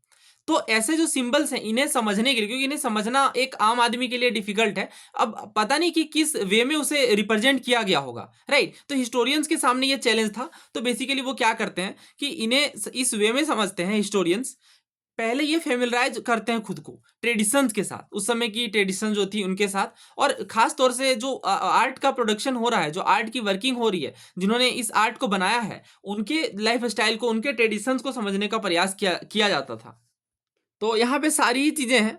एम्प्टी सीट तो ही हमने देखा, ये मेडिटेशन को रिप्रेजेंट कर रहा है। व्हील ये धर्म चक्र प्रवर्तन को, यानी फर्स्ट जो स्पीच देखने को, फर्स्ट जो सरमन देखने को मिला। इसके बाद ट्री है, ऑब्वियस सी बात है, अभी हमने देखा काफ़ी सारी चीज़ें सिंबलाइज कर रही हैं। स्तूपा तो है ही, ठीक है। तो आंसर जो है इसका डी होगा। बुद्धिस्ट स्तूपास के बारे में कौन सी बात सही नहीं है? Ashoka played an important role in popularising the stupa cult. They were repository of relics of Buddha and other monks. They were located in rural areas. They were located close to trade routes. तो देखिए, इसमें नॉट करेक्ट बताना है, यानी आपको गलत वाला बताना है। तो इसका आंसर सी जो है वो गलत है। देवर लोकेटेड इन रूरल एरिया, ऐसा नहीं है जनरली ट्रेड रूट्स वगैरह में देखने को मिले, रूरल एरियाज स्पेसिफिकली कहना मुश्किल होता है। इसके अलावा आप देखो तो बाकी के स्टेटमेंट बहुत ही जनरल है, और अगर आपको बेसिक समझ भी है तो ऐसे सवाल ईजिली हो जाएंगे। अशोका ने एक इंपॉर्टेंट रोल को प्ले करा स्तूपाज को प्रमोट करने में। हाँ, ये बात बिल्कुल सही है। अशोक के टाइम पे हम देखते हैं स्तूपा कल्ट काफ़ी ज़्यादा पॉपुलर होता है। इसके बाद ये अभी हमने ये पढ़ा है, और आप ध्यान से देखो, ये 2018 में पूछा गया यूपीएससी के द्वारा सीडीएस के पेपर में, और ये चीज़ 2023 में पूछी गई सिविल सर्विसेज के पेपर में। बट स्टेटमेंट ध्यान से देखिएगा, ये वाला stupa was generally are repository of relics, but यही चीज़ यहाँ पे भी लिखी गई है, they were repository of relics. तो डैट मीन्स कि काफ़ी सारी चीज़ें इनडायरेक्टली भी रिपीट करती हैं, हाफ भी रिपीट करती हैं। तो पीवाईक्यूज हमें अच्छे से करना होगा टॉपिक वाइज तरीके से। तो सारे सारे स्टेटमेंट बिल्कुल सही है यहाँ पे, और जो गलत है वो ऑप्शन सी है। वैसे ये सवाल आप देखो तो पहले भी कई बार बहुत सारे स्टेट पीएससी में पूछा गया है। जैसे रिसेंटली आप देखो तेलंगाना पीएससी में पूछा गया था कि स्तूपा जो वर्ड है ये पहली बार कहाँ यूज़ देखने को मिला, ऋग्वेद में, जातक कथा में, अर्थशास्त्र में, या अष्टाध्यायी में। तो इसका जो सही आंसर है वो ऑप्शन ए है। और स्तूपा जो है ये, एक सेकेंड, हाँ, सबसे पहले जैसा कि मैंने बताया वैदिक पीरियड से ही देखने को मिलता है, तो ऋग्वेद में भी इसका मेंशन है। हालांकि आप देखो तो इनमें थोड़ा डिफरेंस है, और वो इस बात में है कि जो फर्स्ट मेंशन स्तूपा का देखने को मिला, यहाँ पे ये बताया गया है where the rising flames of fire have been called stupa, ठीक है। तो फायर को कहा गया। इसके बाद शुक्ल यजुर्वेद में हम देखते हैं कि जो हाई माउंट देखने को मिला, माउंट का मतलब टीला होता है, ठीक है, इस तरीके से उभरा हुआ हिस्सा मड का टॉम्ब के चारों ओर, ये कहलाया, क्या कहलाया, स्तूपा। अब देखिएगा ये क्वेश्चन, इसमें भी आपसे सांची के स्कल्पचर के बारे में पूछा गया है, और बहुत बार अभी रिसेंटली सवाल आ रहे हैं, तो हमें इसे डेप्थ में कवर करना है। पहला स्टेटमेंट ये है कि कुछ स्कल्पचर्स में हम देखते हैं साल भंजिका का रिप्रेजेंटेशन देखने को मिलता है। दूसरा ये कह रहे हैं कि साल भंजिका की जो फिगर है इनमें एक विमेन है और इसके चारों ओर हमें लोटसेस और एलिफेंट्स देखने को मिलते हैं। तीसरा ये कह रहे हैं कि साल भंजिका का जो मोटिव है ये डायरेक्टली इंस्पायर्ड नहीं है बुद्धिस्ट आइडियाज से। तो यहाँ तक हमने कवर किया था, जिसमें हमने समझा कि हाँ किस वे में अलग अलग सिंबल्स का यूज करके बुद्धा को रिप्रेजेंट किया जा रहा था अर्ली फेज में। ना हम इसका अगर हम पॉपुलर ट्रेडिशंस की बात करें तो बाकी के जो स्कल्पचर्स देखने को मिल रहे हैं, बाकी की जो मूर्तियां देखने को मिल रही है सांची में, ये डायरेक्टली इंस्पायर्ड नहीं थी बुद्धिस्ट आइडियाज से। और इनमें आप देखो तो एक ब्यूटीफुल वीमेन है जो swinging from the edge of the gateway holding on to the tree. और इनिशियली ये वाली इमेज है, वैसे हाँ ये वाली इमेज ठीक है। और इनिशियली स्कॉलर्स को क्या लगा, ये भी मैं आगे कवर कर लूँ। हाँ तो इनिशियली जो है वो हिस्टोरियंस को ये लगा, हालांकि ये इन्होंने बहुत सोचा इसके बारे में कि क्या हो सकता है एक्चुअली में डायरेक्टली, तो इनको ये फाइनली रियलाइज हुआ, इन्होंने साल भंजिका नाम दिया इसका। तो इसके पीछे ये बताते हैं कि ये एक विमेन है जो कि टच कर इनके टच से क्या होता है कि ट्रीज में फ्लावर आ जाती हैं, फ्रूट्स वगैरह आ जाते हैं। इसके बाद ये एक ऑस्पिशियस यानी एक पवित्र सिंबल के रूप में देखा गया। इसके बाद ये भी बताया जाता है कि जो साल भंजिका की जो ये मोटिव देखने को मिल रही है ये सजेस्ट करती है कि बहुत सारे लोग जो बुद्धिज्म में आए हैं वो अपने प्री बुद्धिस्ट और इवन जो है नॉन बुद्धिस्ट बिलीफ और प्रैक्टिसेस को बनाए रखे हैं और इवन बढ़ाए हैं। तो साल भंजिका के अलावा और भी इमेजेस देखने को मिलेंगी, जैसे आप ध्यान से अगर देखिए इस इमेज को, ये वाली इमेज, हाँ ये वाली इमेज, तो इनमें क्या है और भी एनिमल्स की डिपिक्शन देखने को मिल रही है जिनमें एलिफेंट्स, हॉर्सेज, मंकी, कैटल्स ये सब शामिल हैं। इसके बाद जातक के बारे में अगर हम बात करें तो जातक क्या है, जातक वो स्टोरीज है जिनमें बुद्धा की प्रीवियस लाइफ बर्थ को बताया गया है। इनमें भी काफ़ी सारी एनिमल स्टोरीज हैं जो सांची में दिखाई गई हैं। जब आप सांची की इमेजेस देखेंगे, हाँ कुछ इमेजेस तो यहाँ पे हैं ठीक है, कुछ इमेजेस यहाँ भी हैं, ध्यान से देखिएगा ठीक है। हम्म, हाँ तो इनमें हम पढ़ रहे हैं कि हाँ तो जो जातक स्टोरीज हैं ये भी इनमें डेपिक्ट की गई हैं ठीक है सांची में। उसके बाद एनिमल्स को सिंबल्स के रूप में भी देखा गया है जो ह्यूमन के एट्रीब्यूट्स को दिखा रहा है। जैसे एलिफेंट जो है ये ह्यूमन स्ट्रेंथ और विजडम को रिप्रेजेंट कर रहा है, तो अगर मानव शरीर के विजडम और स्ट्रेंथ को रिप्रेजेंट करना है तो इसके लिए एलिफेंट का यूज किया गया है। समझ गया ना। तो एलिफेंट ये एक एलिगोरी वाली बात है जिसमें एक आइडिया को एनिमल फॉर्म में रिप्रेजेंट किया जा रहा है ठीक है। तो ये एक एलिगोरी का एग्जाम्पल है। तो ये इमेज देखिएगा, ये गजलक्ष्मी की इमेज है। तो इनमें हम एलिफेंट्स देख सकते हैं, गज का मतलब होता है एलिफेंट्स। तो दूसरा स्टेटमेंट ये कह रहे हैं ना कि जो फिगर है साल भंजिका की इनमें एक वीमेन देखने को मिल रही है लोटसेस और एलिफेंट के चारों ओर, असल में ये गजलक्ष्मी है, साल भंजिका नहीं ठीक है। तो इसका जो सेकेंड स्टेटमेंट है वो गलत है। तो आंसर आ रहा है एक ही, डी। बाकी क्या सही है, बिल्कुल सही है। हमने देखा कि हाँ कुछ जो है वो डायरेक्टली बुद्धिस्ट आइडिया से इंस्पायर्ड नहीं है, कई बार नॉन बुद्धिस्ट भी देखने को मिलते हैं जिनमें साल भंजिका मोटिव भी खास तौर से देखने को मिलता है। तो आंसर इसका डी है 1 और 3। नाउ आगे बढ़ते हैं और अगले सवाल को देखते हैं। हाँ तो ये क्वेश्चन भी रिसेंटली एनडीए में पूछा गया है। इसमें आपसे सांची के बारे में पूछ रहे हैं। पहला कह रहे हैं कि जब सांची की डिस्कवरी हुई 1818 में तो इनमें देखा गया कि 4 में से 3 जो गेटवेज थे वो तो बिल्कुल स्टैंडिंग थे, बट चौथा वाला गिरा हुआ था जमीन पर। दूसरा कह रहे हैं कि सांची में जो जानवर दिखाए गए हैं उनमें एलिफेंट्स, हॉर्सेस, मंकी और कैटल शामिल हैं। तो अभी हमने कवर किया है कि काफ़ी सारे एनिमल्स का भी डिपिक्शन देखने को मिलता है जिनमें एलिफेंट, हॉर्सेस, मंकी, कैटल्स ये शामिल हैं। और इसी चैप्टर में आप पढ़ सकते हो साफ तौर से कि जब सांची की डिस्कवरी हुई 1818 में तो देखा गया कि 4 जो गेटवेज हैं वो तो बिल्कुल स्टैंडिंग है, बट चौथा 3 जो है वो बिल्कुल स्टैंडिंग है, बट चौथा वाला उसी समय पर ज़मीन पे गिरा हुआ है, लेकिन कंडीशन ठीक ठाक थी उसके माउंट की। तो दोनों स्टेटमेंट बिल्कुल सही है, आंसर होगा सी ठीक है। आंसर इसका क्या है, सी। आगे बढ़ते हैं। Who among the following did not contribute to the preservation and documentation of the ancient site of Sanchi in Madhya Pradesh? ये काफ़ी टफ सवाल है और रिसेंटली आप देख सकते हो 2023 में ही पूछा गया CISF के पेपर में। शाहजहां बेगम, जॉन मार्शल, सुल्तान जहान बेगम और JM किनोयर, ये भी सवाल आपकी थीम्स NCERT से ही है। तो ये चैप्टर तो मैंने पूरा पढ़ा है और सारे PYQs भी करवाए हैं, तो अगर आपको पूरा चैप्टर पढ़ना है तो डेफिनेटली आप जो है प्लेलिस्ट से रेफर करें। फिलहाल हम समझते हैं इसे। तो देखिए 19th सेंचुरी में सांची के बारे में बात की जा रही है। तो अब पहले खास बात ये देखिएगा कि शाहजहां बेगम के द्वारा ये लिखा गया जो कि भोपाल की नवाब हैं, और इन्होंने इसे लिखा है ताजुल इकबाल तारीख भोपाल में, यानी हिस्ट्री ऑफ भोपाल। ये भी थोड़ा ध्यान रखिएगा, ऐसे सवाल बने हैं। तो एक्चुअली इन्होंने काफ़ी तारीफ करी सांची की, और काफ़ी एफर्ट्स भी इसमें लगाया गया इनके द्वारा कि वापस से चीज़ें जो है रेनोवेट हों। तो एक तो इनका काफ़ी एफर्ट रहा शाहजहां बेगम का। इसके बाद इनकी जो सक्सेसर आती है सुल्तान जहान बेगम, इन्होंने भी इनफैक्ट मनी भी प्रोवाइड करा ताकि प्रिजर्व किया जा सके इस एंशियंट साइट को, यानी सांची को। और यही रीज़न है कि जॉन मार्शल ने डेडिकेट किया अपना इंपॉर्टेंट वॉल्यूम्स, यानी इन्होंने काफ़ी कुछ लिखा है कि सांची में कितना अहम योगदान है सुल्तान जहान बेगम का। तो बस इतने से ही में हमने पढ़ा कि हाँ ये सारे लोग ही एसोसिएटेड हैं प्रमुख तौर से, बट जेएम केनोएर नहीं है। तो यही इसका आंसर होगा ऑप्शन डी, क्योंकि ये डायरेक्टली सांची के प्रिजर्वेशन और डॉक्यूमेंटेशन से नहीं जुड़े हुए हैं। एक चीज और देखिएगा, अच्छा इसकी हम चर्चा करेंगे, इस पे भी क्वेश्चन बनता है। इसमें आपको दो बातें बस याद रखनी है। पहली चीज तो ये कि जॉन मार्शल और एल्फ्रेड फाउचर ने द मॉन्यूमेंट्स ऑफ सांची को प्रकाशित किया है 1914 में। ये ईयर याद करने की नीड नहीं है बिल्कुल भी। और जॉन मार्शल ने कंजर्वेशन मैनुअल को पब्लिश किया है, ठीक है। सांची को वर्ल्ड हेरिटेज साइट के रूप में कब डिक्लेयर किया जाता है, तो 1989 में।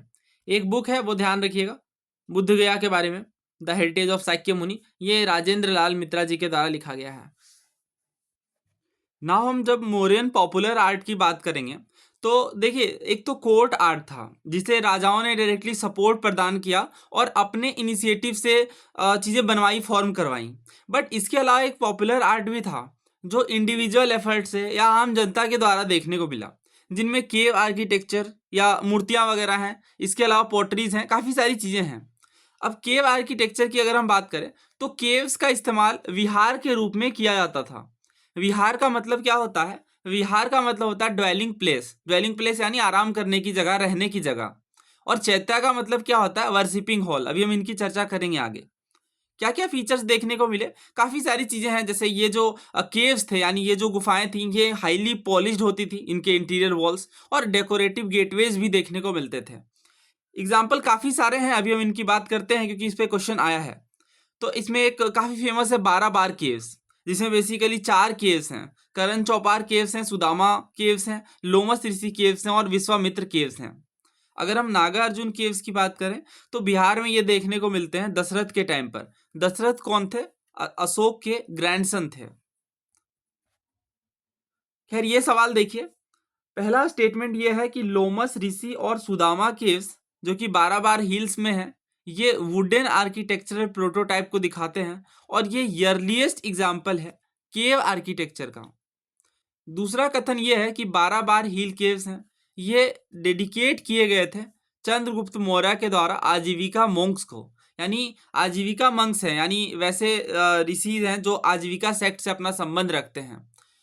तो देखिए, जैसे आपको मैंने बताया था बुद्धिज्म और जैनिज्म वाले लेक्चर में कि जब 6th सेंचुरी BC वाला टाइम पीरियड था, तो उस टाइम ना केवल बुद्धिज्म और जैनिज्म बल्कि पूरे वर्ल्ड में काफ़ी सारे रिलीजन्स एग्जिस्टेंस में आए थे, काफ़ी सारे अलग अलग विचारधाराएं देखने को मिली थी। उनमें से एक थी आजीविका सेक्ट, जो कि बुद्धिज्म और जैनिज्म वाले टाइम पीरियड के आसपास ही इमरजेंस में आई थी। तो आजीविका मंक्स के बारे में ये पूछ रहे हैं कि क्या 12 बार हिल्स के चंद्रगुप्त मौर्य के द्वारा आजीविका मंक्स को दिया गया था। तो इसे डिटेल में समझते हैं। देखिए, 12 बार हिल केव्स जो हैं ये 4 केव्स हैं, और इनमें 4 केव्स का नाम क्या है? Lomas Rishi caves, Sudama caves, Vishwakarma caves और करण चौपार केव्स। ये जो 12 बार केव्स हैं ये आपको बिहार में बोध गया के पास देखने को मिलेंगे। टाइम पीरियड क्या है? क्योंकि हम मौर्यन एम्पायर की बात कर रहे हैं तो मौर्यन एम्पायर का टाइम पीरियड आप एसोसिएट कर सकते हैं, जो कि 3rd सेंचुरी BC के आसपास का है। मुझे तो ये ऐसे ध्यान रहता है कि कलिंग का युद्ध लगभग 261 BC के आसपास हुआ, तो ये 3rd सेंचुरी BC का टाइम पीरियड है। 12 बार की जो केव्स हैं ये बुद्धिस्ट केव्स हैं। ऑब्वियसली बुद्धिज्म काफ़ी ज़्यादा फ्लरिश कर रहा था अशोक के टाइम पे, और इसके अलावा मौर्यन एम्पायर के टाइम पे।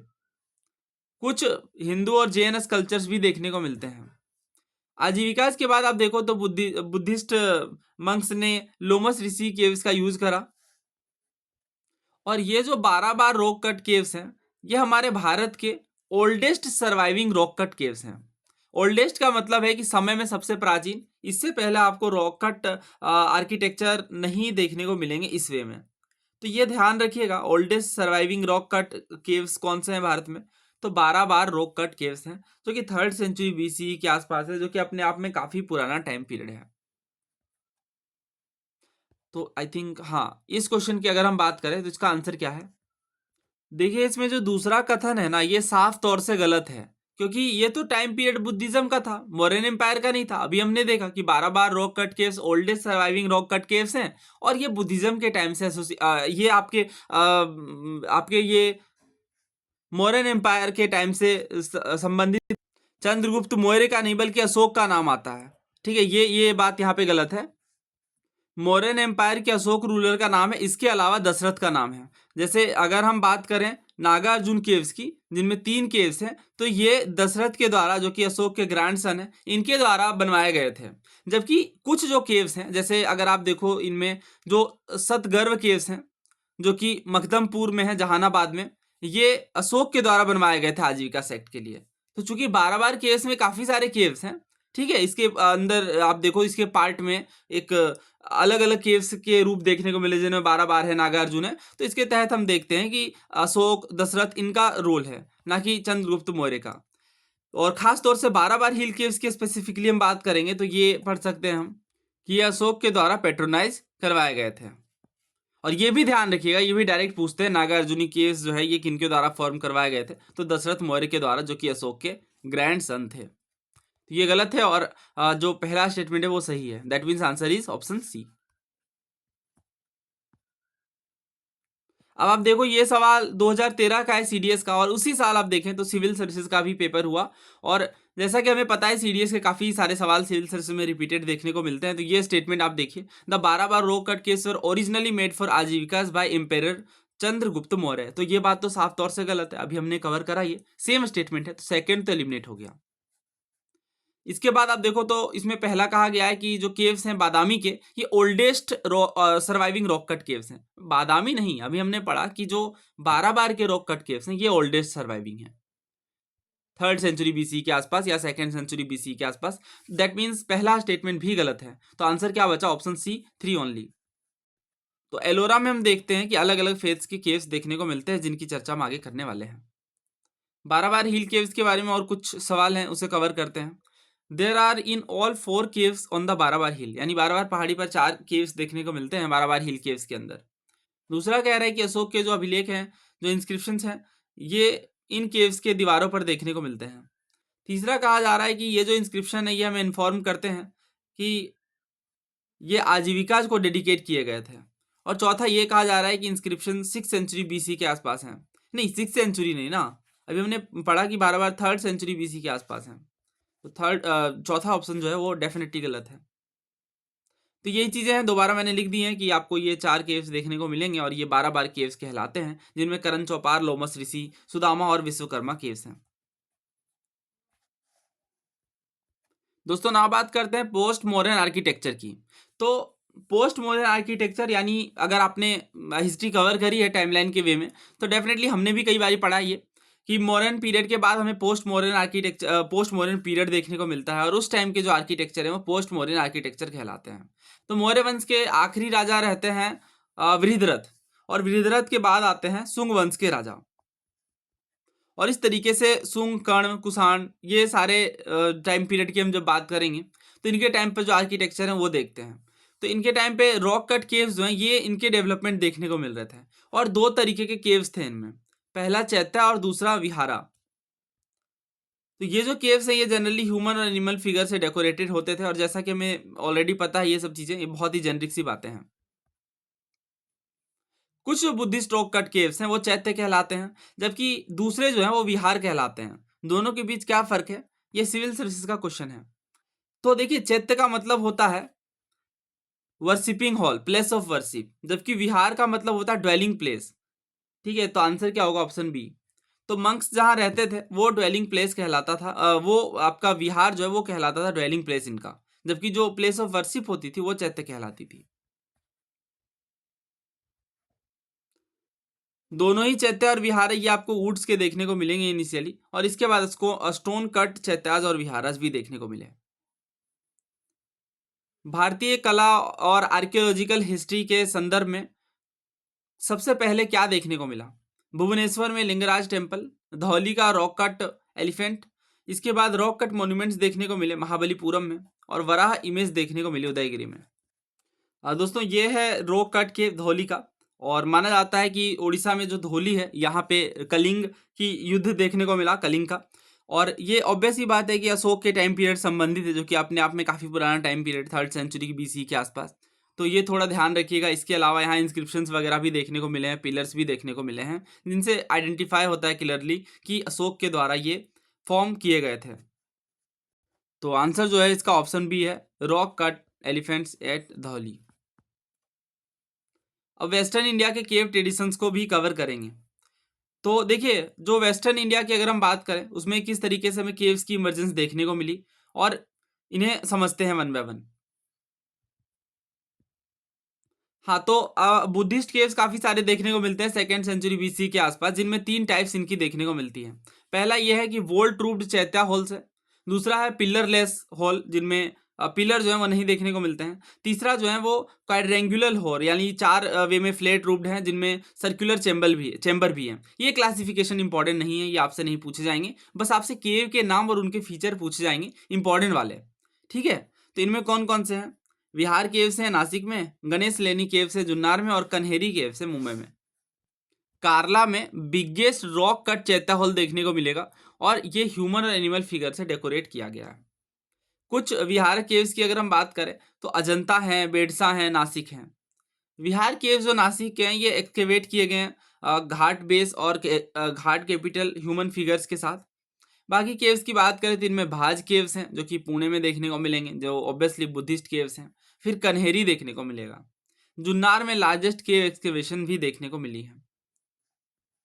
दोस्तों, जब आप ओल्ड NCERT पढ़ेंगे, तो इसमें देखिए क्या बताया गया है। एक्चुअली ये जो चैप्टर है, ये आपको देखने को मिलेगा सातवाहन वाला चैप्टर में, पेज 162 में। तो देखिए इन्होंने क्या बताया है कि एक फॉर्म ऑफ वैष्णविज्म देखने को मिली, भागवतिज्म। बेसिकली अलग अलग इमरजेंस देखने को मिल रही थी उस टाइम पीरियड में।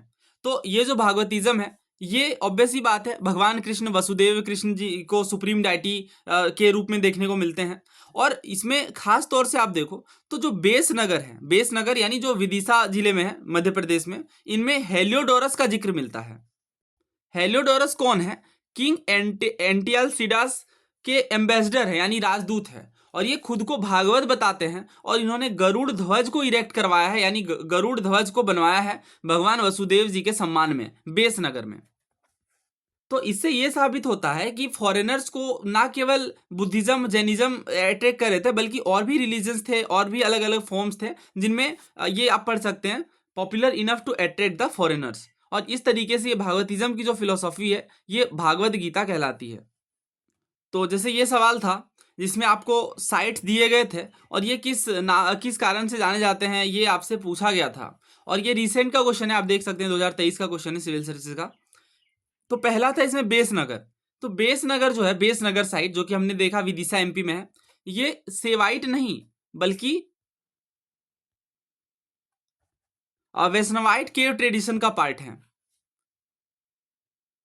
जो कि हेलियोडोरस पिलर के लिए काफी फेमस है, जिसे गरुड़ पिलर कहा जाता है, जो डेडिकेटेड है लॉर्ड विष्णु को, यानी भगवान वसुदेव को। तो फर्स्ट तो गलत है।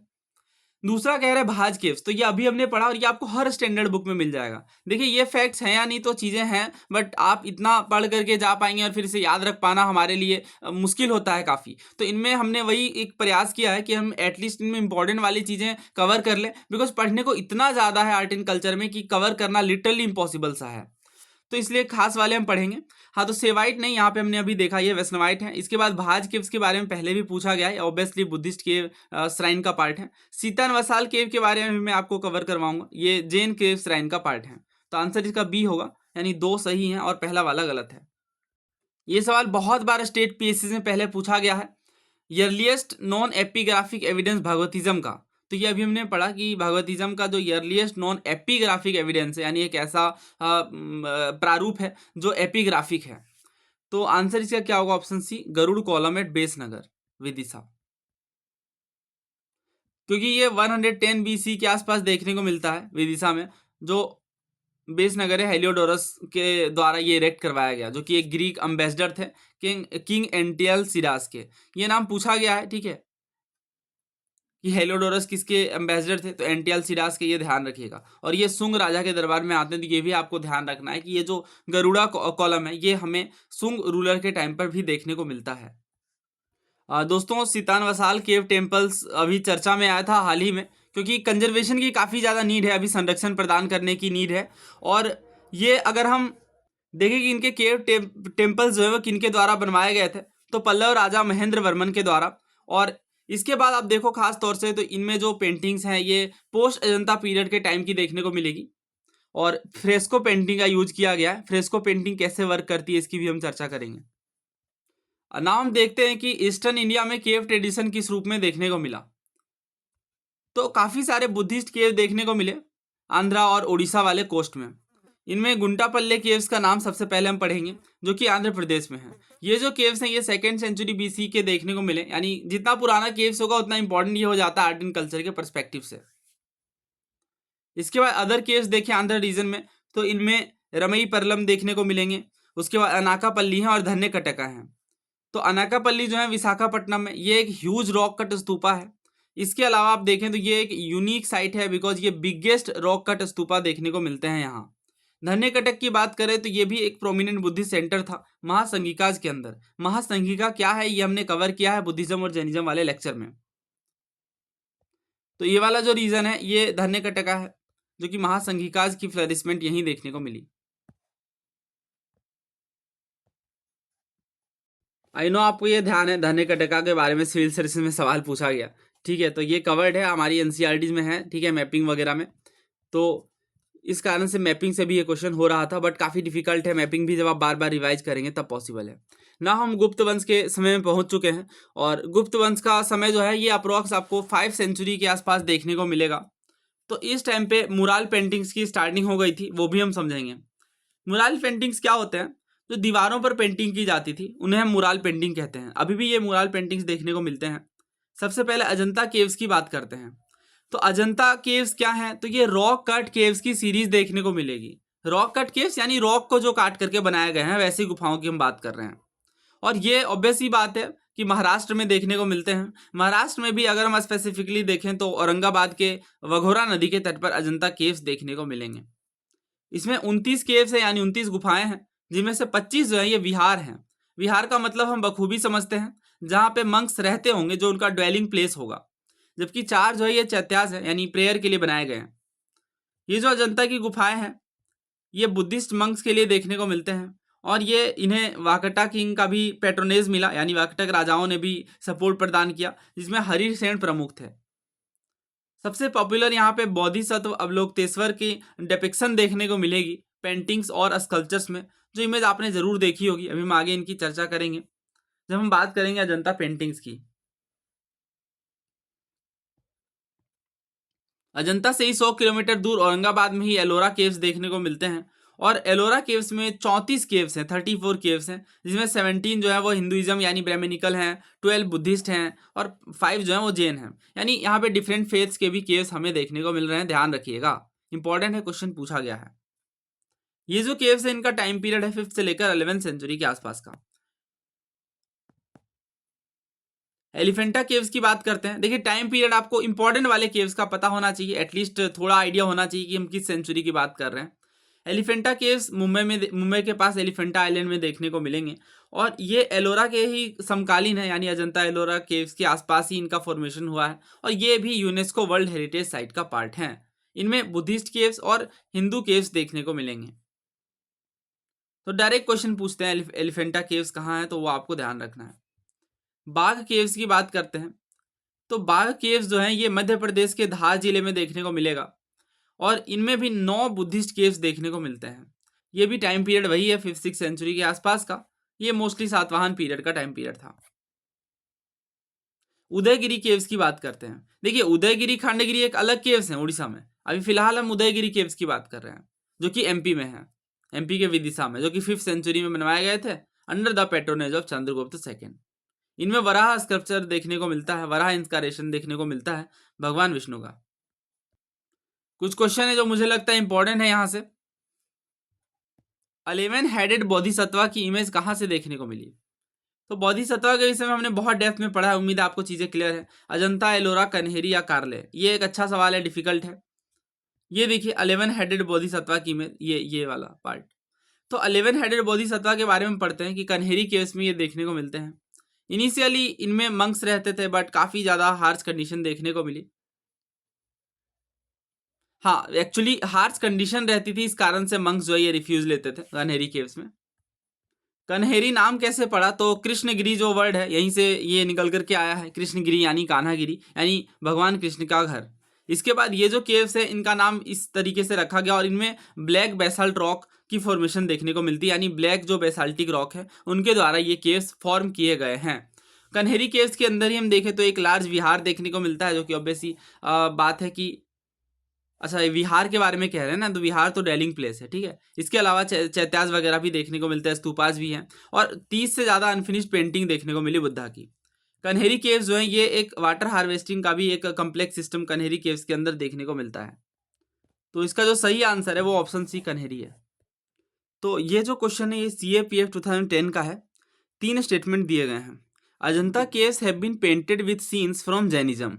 दूसरा स्टेटमेंट है the grounding achievements of Ellora caves in the colossal monolithic Kailashnath temple. तीसरा कह रहे हैं जो अजंता केव्स है ये 8 सेंचुरीज यानी लगभग 800 सालों के गैप के बीच देखने को मिला और डिफरेंट रूलर्स ने पेट्रोनाइज किया। अब देखिए इस क्वेश्चन में अगर आप पहला स्टेटमेंट देखें तो इसमें इन्होंने कहा है अजंता केव्स जो है इनमें जैनिज्म के सीन्स देखने को मिलते हैं, जबकि अजंता केव्स जो है वो मेनली एक एक बुद्धिस्ट केव है जो कि 2nd सेंचुरी BC के आसपास देखने को मिलता है। जबकि जो एलोरा केव्स है ये हिंदू, बुद्धिस्ट, जैन तीनों के ही आप देख सकते हो इनमें टेम्पल्स देखने को मिलते हैं खास तौर से। तो इसमें जो अजंता केव्स हैं इनमें जैनिज्म के सीन्स नहीं देखने को मिलते, तो इस कारण से पहला गलत है। और तीसरा बिल्कुल सही है। अजंता केव्स आप देखो तो ये हमने पढ़ा भी, एक बार फिर से रिकॉल कर लेते हैं। हाँ, ये देख सकते हो आप बुद्धिस्ट मंक्स के पेट्रोनेज जो कि वाकटक राजाओं के द्वारा दिया गया और इनमें बुद्धिस्ट मंक्स के केव्स देखने को मिलते हैं। इसके बाद एलोरा केव्स की अगर हम बात करें तो इनमें आप देख सकते हो ब्राह्मणिकल, बुद्धिस्ट, जैन यानी तीनों ही धर्म से खास तौर से केव्स देखने को मिलते हैं। और यहाँ ये बात और 5 से 11वीं लगभग 700-800 सालों का गैप भी देखने को मिलता है। काफ़ी लंबा गैप देखने को मिलता है अजंता और एलोरा केव्स के खास तौर से टाइम पीरियड अगर आप देखो, क्योंकि 2nd सेंचुरी BC से लेकर 7th सेंचुरी आसपास के AD तक, तो एक काफ़ी लंबा 800-900 सालों का गैप है। द पेंटिंग ऑफ बोधिसत्वा पद्म पानी, ये सवाल बहुत बार सिविल सर्विस में स्टेट PSC में बहुत बार पूछा गया, सिविल सर्विस में भी आई थिंक 2 बार पूछा गया है। अजंता, बादामी, बाघ और एलोरा। तो देखिए ये जो पेंटिंग है बोधिसत्व पद्म पानी की, ये बहुत ही फेमस पेंटिंग है जो हमें अजंता में देखने को मिलती है। ये बोधिसत्व पद्म पानी की इमेज है, आपने NCERTs वगैरह में जरूर देखा होगा, काफी फेमस इमेज है। There are only 2 known example of cave paintings of the Gupta period in ancient India, यानी गुप्त साम्राज्य के टाइम पर प्राचीन भारत में हम देखते हैं कि हमें 2 उदाहरण देखने को मिलते हैं केव पेंटिंग्स के, यानी गुफाओं में जो पेंटिंग होती है। One of these is paintings of Ajanta caves, एक तो इसमें से अजंता है और दूसरा सर्वाइविंग एग्जाम्पल कौन सा है, एलोरा, नासिक, बाघ या लोमस ऋषि केव्स। तो देखिए जो केव पेंटिंग्स की जब बात करेंगे गुप्ता पीरियड के टाइम पे खास तौर से, तो इसमें आंसर आएगा बाघ केव्स का। एलोरा क्यों नहीं होगा, देखिए एलोरा के जो मोन्यूमेंट्स हैं या जो एलोरा पेंटिंग्स हैं ये मेजरली राष्ट्रकूटा डायनेस्टी के टाइम पर देखने को मिलता है, तो इसमें तो स्पेसिफिकली गुप्ता पेंटिंग्स की बात नहीं देखने को मिलेगी। नासिक केव्स भी नहीं, इसका सही आंसर है बाघ केव्स। हमने पढ़ा अभी बाघ केव्स के बारे में, लोमस इसी तो हमने पहले ही एलिमिनेट कर देना, मॉडर्न टाइम पे हमने पढ़ा। तो ये जो बाघ केव्स हैं ये हमने पढ़ा कि इनमें 9 बुद्धिस्ट केव देखने को मिलते हैं 5th-6th सेंचुरी, जो कि गुप्ता पीरियड का टाइम था। ऑब्वियसली सातवाहनास भी थे और गुप्ता पीरियड और सातवाहन पीरियड के टाइम पर बाघ केव्स देखने को मिलता है। ना दोस्तों बात करेंगे टेम्पल आर्किटेक्चर की। हाँ, एक बात और, अभी जो हमने टॉपिक कवर करा जिनमें हमने केव्स वगैरह के बारे में पढ़ा, इसमें काफ़ी सारी चीज़ें और भी हैं, बट अगर आप उन्हें पढ़ोगे, बहुत सारे फैक्ट्स हैं, बहुत ज़्यादा फैक्ट्स हैं, अगर आप उन्हें पढ़ेंगे तो कॉस्ट बेनिफिट रेशियो बहुत ही कम है, ठीक है। तो मैं एक आपको कंपाइलेशन दूंगा जिसमें लिस्टिंग रहेगी, बस आप उनसे गो थ्रू कर लेना। उनमें बहुत कुछ ऐसा नहीं है जो समझाने जैसा है, उनसे बहुत ज़्यादा PYQs नहीं है, और जो है उन्हें तो हम इंक्लूड कर ही लेंगे, कुछ भी स्किप नहीं होगा। खैर अभी बात करते हैं टेम्पल आर्किटेक्चर की। तो टेम्पल आर्किटेक्चर के बारे में हम पढ़ते हैं, हमें पता है कि भारत देश में बहुत सारे टेम्पल्स हैं, ठीक है, और टेम्पल्स का आर्किटेक्चर भी हमें अलग अलग वे में देखने को मिलता है। तो 2 ब्रॉड ऑर्डर है जिनसे हम क्लासीफाई करते हैं देश के टेम्पल्स को। तो अगर नॉर्दर्न इंडिया में हम टेम्पल्स का आर्किटेक्चर देखें तो हम इसे नागर स्टाइल कहते हैं, और जबकि सदर्न इंडिया में ये द्रविडियन स्टाइल के नाम से जाना जाता है। कई बार हमें वैसारा स्टाइल ऑफ टेम्पल भी देखने को मिलता है, जिनमें नागर और द्रविड़ दोनों स्टाइल्स का कॉम्बिनेशन होता है। इसके बाद आप देखो तो स्टार्टिंग में टेम्पल्स ज़्यादा सिंपलर रहते हैं, बट उनमें धीरे धीरे आप देखो तो ज़्यादा वो कॉम्प्लेक्स होते हैं, इनके जो सरफेसेस होते हैं इनमें स्कल्पचर्स वगैरह भी देखने को मिलने लगते हैं। अब देखिए एक टेम्पल जो है, हाँ ये टेम्पल है, और टेम्पल में नागर स्टाइल के टेम्पल में हम देखेंगे और द्रविड़ स्टाइल के टेम्पल में देखेंगे तो कुछ आर्किटेक्चरल डिफरेंसेस रहेंगे, बट पहले समझ लेते हैं ओवरव्यू। तो ये अगर मंदिर है तो इनमें जो सबसे ऊपरी हिस्सा है उसे हम शिखर कहते हैं। शिखर का मतलब भी पीक होता है, तो इसे तो याद रखना काफी आसान है। ये जो अपर वाला पार्ट है जिनमें इस तरीके की डोम जैसी स्ट्रक्चर है उसे हम गोपुरम कहते हैं, और ये वाला जो मेजर हिस्सा है ये विमान कहलाता है। इसके बाद अभी हम गर्भगृह की बात करेंगे, ये वाला होता है गर्भगृह, ठीक है। और इसके बाद ये स्तंभ होता है, ठीक है, और ये तोरण है, तोरण का मतलब गेटवे मैंने बताया था। इसके बाद अधिष्ठान होता है, जो ये आधार होता है, बेस, बेस को अधिष्ठान कहते हैं। तो जो गर्भगृह होता है ना, ये मेन आइडल जो होती है, जो मुख्य मूर्ति होती है टेम्पल की, वो रखी जाती है गर्भगृह में, जिसे सेंक्टम कहते हैं। इसके बाद एंट्रेंस, जिसे मंडप कहते हैं। तो जो एंट्रेंस होता है ये पोर्टिको भी हो सकता है, ठीक है, होल जैसा भी हो सकता है, वो डिपेंड करेगा, ताकि ज़्यादा नंबर ऑफ वर्शिपर रह सके उसमें, पूजा कर सके डेफिनेटली। इसके बाद आर्किटेक्चरल एलिमेंट की बात करते हैं। तो नॉर्दर्न इंडिया में हमें शिखर देखने को मिलता है और सदर्न इंडिया में विमान देखने को मिलता है। तो विमान एक पिरामिडिकल टावर होता है जिसके बारे में हम पढ़ेंगे। इसके बाद वाहन और ध्वज क्या होता है, तो वाहन और ध्वज जो है, तो जो माउंट और व्हीकल होता है जो कि मेन डाइटी का, ठीक है, वो कहलाता है वाहन। वाहन का मतलब हम बखूबी समझते हैं, ठीक है। इसके बाद इनके साथ ही एक पिलर होता है जिसे हम ध्वज कहते हैं। तो ये सिंपलर मैप आपको ड्रॉ करनी है, अच्छे से इसे सीखना है, ये मेंस में आएगा तो आप इसे डेफिनेटली यूज करेंगे। नागर स्टाइल की हम बात करते हैं। तो देखिए जो prevalent style of temple architecture northern India में देखने को मिलता है, यानी उत्तर भारत में, ये नागर स्टाइल कहलाता है, जो कि 5th सेंचुरी यानी गुप्ता पीरियड के टाइम पर इमरजेंस में आती है। Northern temple are often constructed on a raised stone platform. तो एक रेज्ड यानी इस तरीके से ऊंचे वाले स्थल में जो कि स्टोन प्लेटफॉर्म्स हैं, वहां पे हमें नागर स्टाइल ऑफ टेम्पल देखने को मिलता है।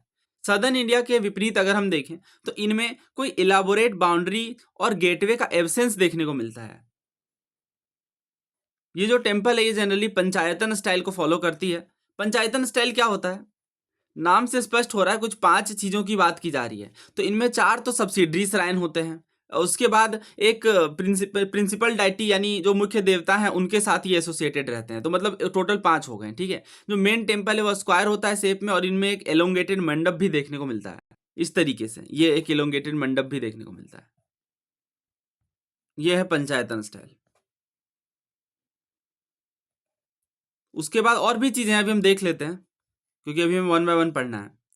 अब देखिए शिखर के डिफरेंस के आधार पर, ये जो शिखर है ना, शिखर के डिफरेंस के आधार पर हमें नागर स्टाइल में भी क्लासिफिकेशन देखने को मिलता है, जिनमें लेटिना है, फमसाणा है और वल्लभी है। तो जो लेटिना है ये स्क्वायर बेस के साथ होता है, और ये मोस्ट कॉमन टाइप है, और ये जनरली गर्भगृह के लिए यूज होता है ये। और इसके बाद आप फमसाणा में देखो तो इनमें ब्रॉडर बेस होता है, बेस काफी ब्रॉड होता है। इसके बाद ये लेटिना से कम हाइट में होते हैं, और ये जनरली मंडप के लिए यूज होता है। जबकि जो वल्लभी है, जो कि नॉर्दर्न इंडिया में ही देखने को मिलता है, इनमें रेक्टेंगुलर बेस होता है, इस तरीके से रेक्टेंगुलर बेस। और इसके बाद रूफ जो कि वोल्टेड चेंबर्स में देखने को मिलते हैं, इस तरीके से। इसके जैसे वैगन वोल्टेड बिल्डिंग्स कहते हैं वल्लभी वाले टेम्पल्स को। तो सवाल यह है कि 3 मेन ट्रेडिशनल स्टाइल कौन सी है टेम्पल आर्किटेक्चर की, नागर, वैसारा और द्रविड़ा। तो आंसर क्या होगा, सी। नागर style of temple architecture mostly हमें नॉर्दर्न इंडिया में देखने को मिलता है, यूपीएससी सीएपीएफ का क्वेश्चन। नागर, द्रविड़ और वैसारस क्या है, सिविल सर्विस में 2 बार पूछा गया है। क्या ये 3 रेसियल ग्रुप्स हैं? क्या ये लिंग्विस्टिक डिवीजन है? क्या ये इंडियन टेम्पल आर्किटेक्चर के मेन स्टाइल्स हैं? हाँ बिल्कुल सही बात है। क्या ये म्यूजिकल घराना? नहीं, ये गलत है। नाम देखेंगे कुछ साउथ इंडियन के आर्किटेक्चर्स को। तो ये जो पायनरिंग है, ये जो शुरुआत किया गया साउथ इंडियन आर्किटेक्चर का, ये पल्लवाज के द्वारा किया गया। और ये मैंने आपको क्रैश कोर्स में भी कंप्लीट करवाया है कि अलग से, और हमने अलग अलग डायनेस्टीज को कवर किया है, तो आपको ध्यान होगा पल्लवाज 2nd सेंचुरी के आसपास देखने को मिले। तो इसमें सबसे पहले महाबलीपुरम की बात करेंगे। 7th सेंचुरी का ये पल्लवा साइट है, और इसे यूनेस्को वर्ल्ड हेरिटेज साइट के रूप में डिक्लेयर किया गया है। इंपॉर्टेंट मोन्यूमेंट्स क्या है महाबलीपुरम के, पंच पांडव रथ हैं, और ये अर्लीस्ट रॉक का टेम्पल देखने को मिल रहे हैं नरसिंह वर्मन के पेट्रोनेज में। तो इनमें कौन कौन से 5 रथ है, ऑब्वियसली पांडव के, धर्मराज रथ यानी युधिष्ठिर जी का, उसके बाद भीमा रथ, अर्जुना रथ, नकुल रथ और सहदेव रथ। इसके बाद रॉक कट केव टेम्पल देखने को मिलते हैं, जिनमें वराह केव टेम्पल काफ़ी फेमस है, कृष्ण केव टेम्पल, पंच पांडव केव टेम्पल और महिषासुरमर्दिनी मंडप। इसके बाद ओपन एयर रॉक रिलीफ है, जिनमें डिसेंट ऑफ गंगा देखने को मिलता है, यानी जिसे हम अर्जुनाज पिनेंस कहते हैं।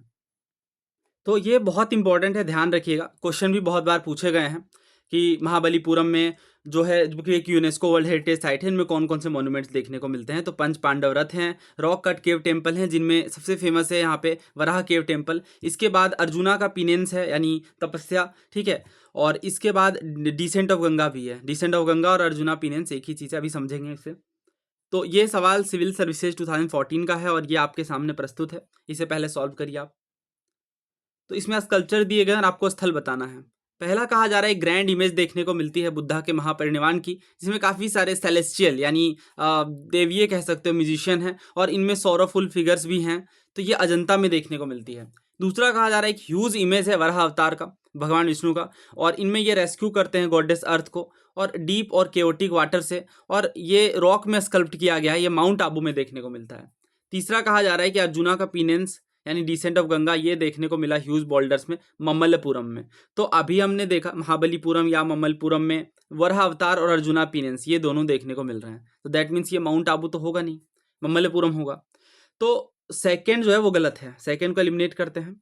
इसके बाद हमने ये देखा कि हाँ, अजंता में काफ़ी सारे इमेजेस देखने को मिल रहे हैं, जिनमें से ग्रैंड इमेज बुद्धा की भी देखने को मिलती है। तो इस कारण से पहला सही है, ठीक है। तो आंसर होगा इसका सी।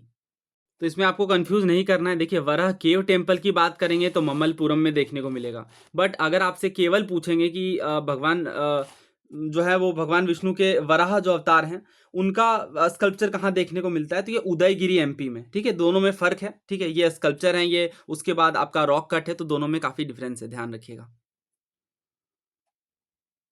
तो आगे बढ़ते हैं। Depiction of the descent of Ganges of the river Ganga from heaven in the form of relief sculpture on rock. तो रॉक में ये स्कल्पटिंग देखने को मिल रही है, और ये जो मूर्ति हैं रॉक में, ये डिसेंट ऑफ गंगा यानी गंगा का आगमन दिखाता है धरती में। तो ये को कहाँ देखने को मिलेगा, एलोरा में, महाबलीपुरम, सांची या अमरावती। तो अभी हमने पढ़ा है ये, ठीक है। ये महाबलीपुरम में देखने को मिलेगा, ठीक है। तो आंसर क्या होगा, ऑप्शन बी। ये है वो रॉक कट स्कल्पचर। नागर स्टाइल ऑफ टेम्पल आर्किटेक्चर के बारे में पूछ रहे हैं, यूपीएससी एनडीए का सवाल है। पहला कह रहे हैं, इस टाइप के जो टेम्पल्स हैं ये आपको हिमालयाज और विंध्याज के बीच देखने को मिलेंगे मेजरली। और दूसरा ये कहा जा रहा है कि जो सबसे स्ट्राइकिंग फीचर है इस स्टाइल का वो है पिरामिडिकल शिखर। तो आप समझिए इसे, देखिए जो कर्विंग शिखर है ना, जो कर्विंग शिखर है ये नॉर्दर्न इंडिया में देखने को मिला, जबकि जो पैरामिडिकल टावर है यानी जो पिरामिड के शेप में है ये आपको साउथ इंडिया में देखने को मिलेगा, जिसे हम स्पेसिफिकली विमान का नाम देते हैं। ध्यान रखिएगा, ये इंपॉर्टेंट है। तो दैट मीन्स ये जो दूसरा कथन है ये गलत है, क्योंकि ये नागर स्टाइल की बात कर रहे हैं, बट क्योंकि ये, हाँ, ये वाला जो बात है ये द्रविड़ स्टाइल की बात कर रहे हैं, बट हमसे नागर के बारे में पूछा गया है। तो पहला इस कारण दूसरा जो है इस कारण से गलत होता है, और पहला बिल्कुल सही है। तो आंसर क्या होगा, ए। The famous terracotta images of river Ganga and Yamuna from the Gupta period have been found at। तो देखिए ये है गंगा और यमुना की स्कल्पटिंग, जो कि 5th सेंचुरी एडी की है, और ये अची छत्र यूपी में देखने को मिला। I don't know whether I am pronouncing it right और रॉन्ग, ठीक है, बट यूपी में अची छत्र में देखने को मिलेगा, गुप्ता पीरियड का ही है। और इसका जो सही आंसर है वो होगा ऑप्शन ए, अही छत्र, ठीक है। नेक्स्ट बात करते हैं। तो इसमें आपसे पूछा गया है जैन आर्किटेक्चर के स्प्लेंडिड एग्जाम्पल्स की, गिरनार, माउंट आबू और रणकपुर।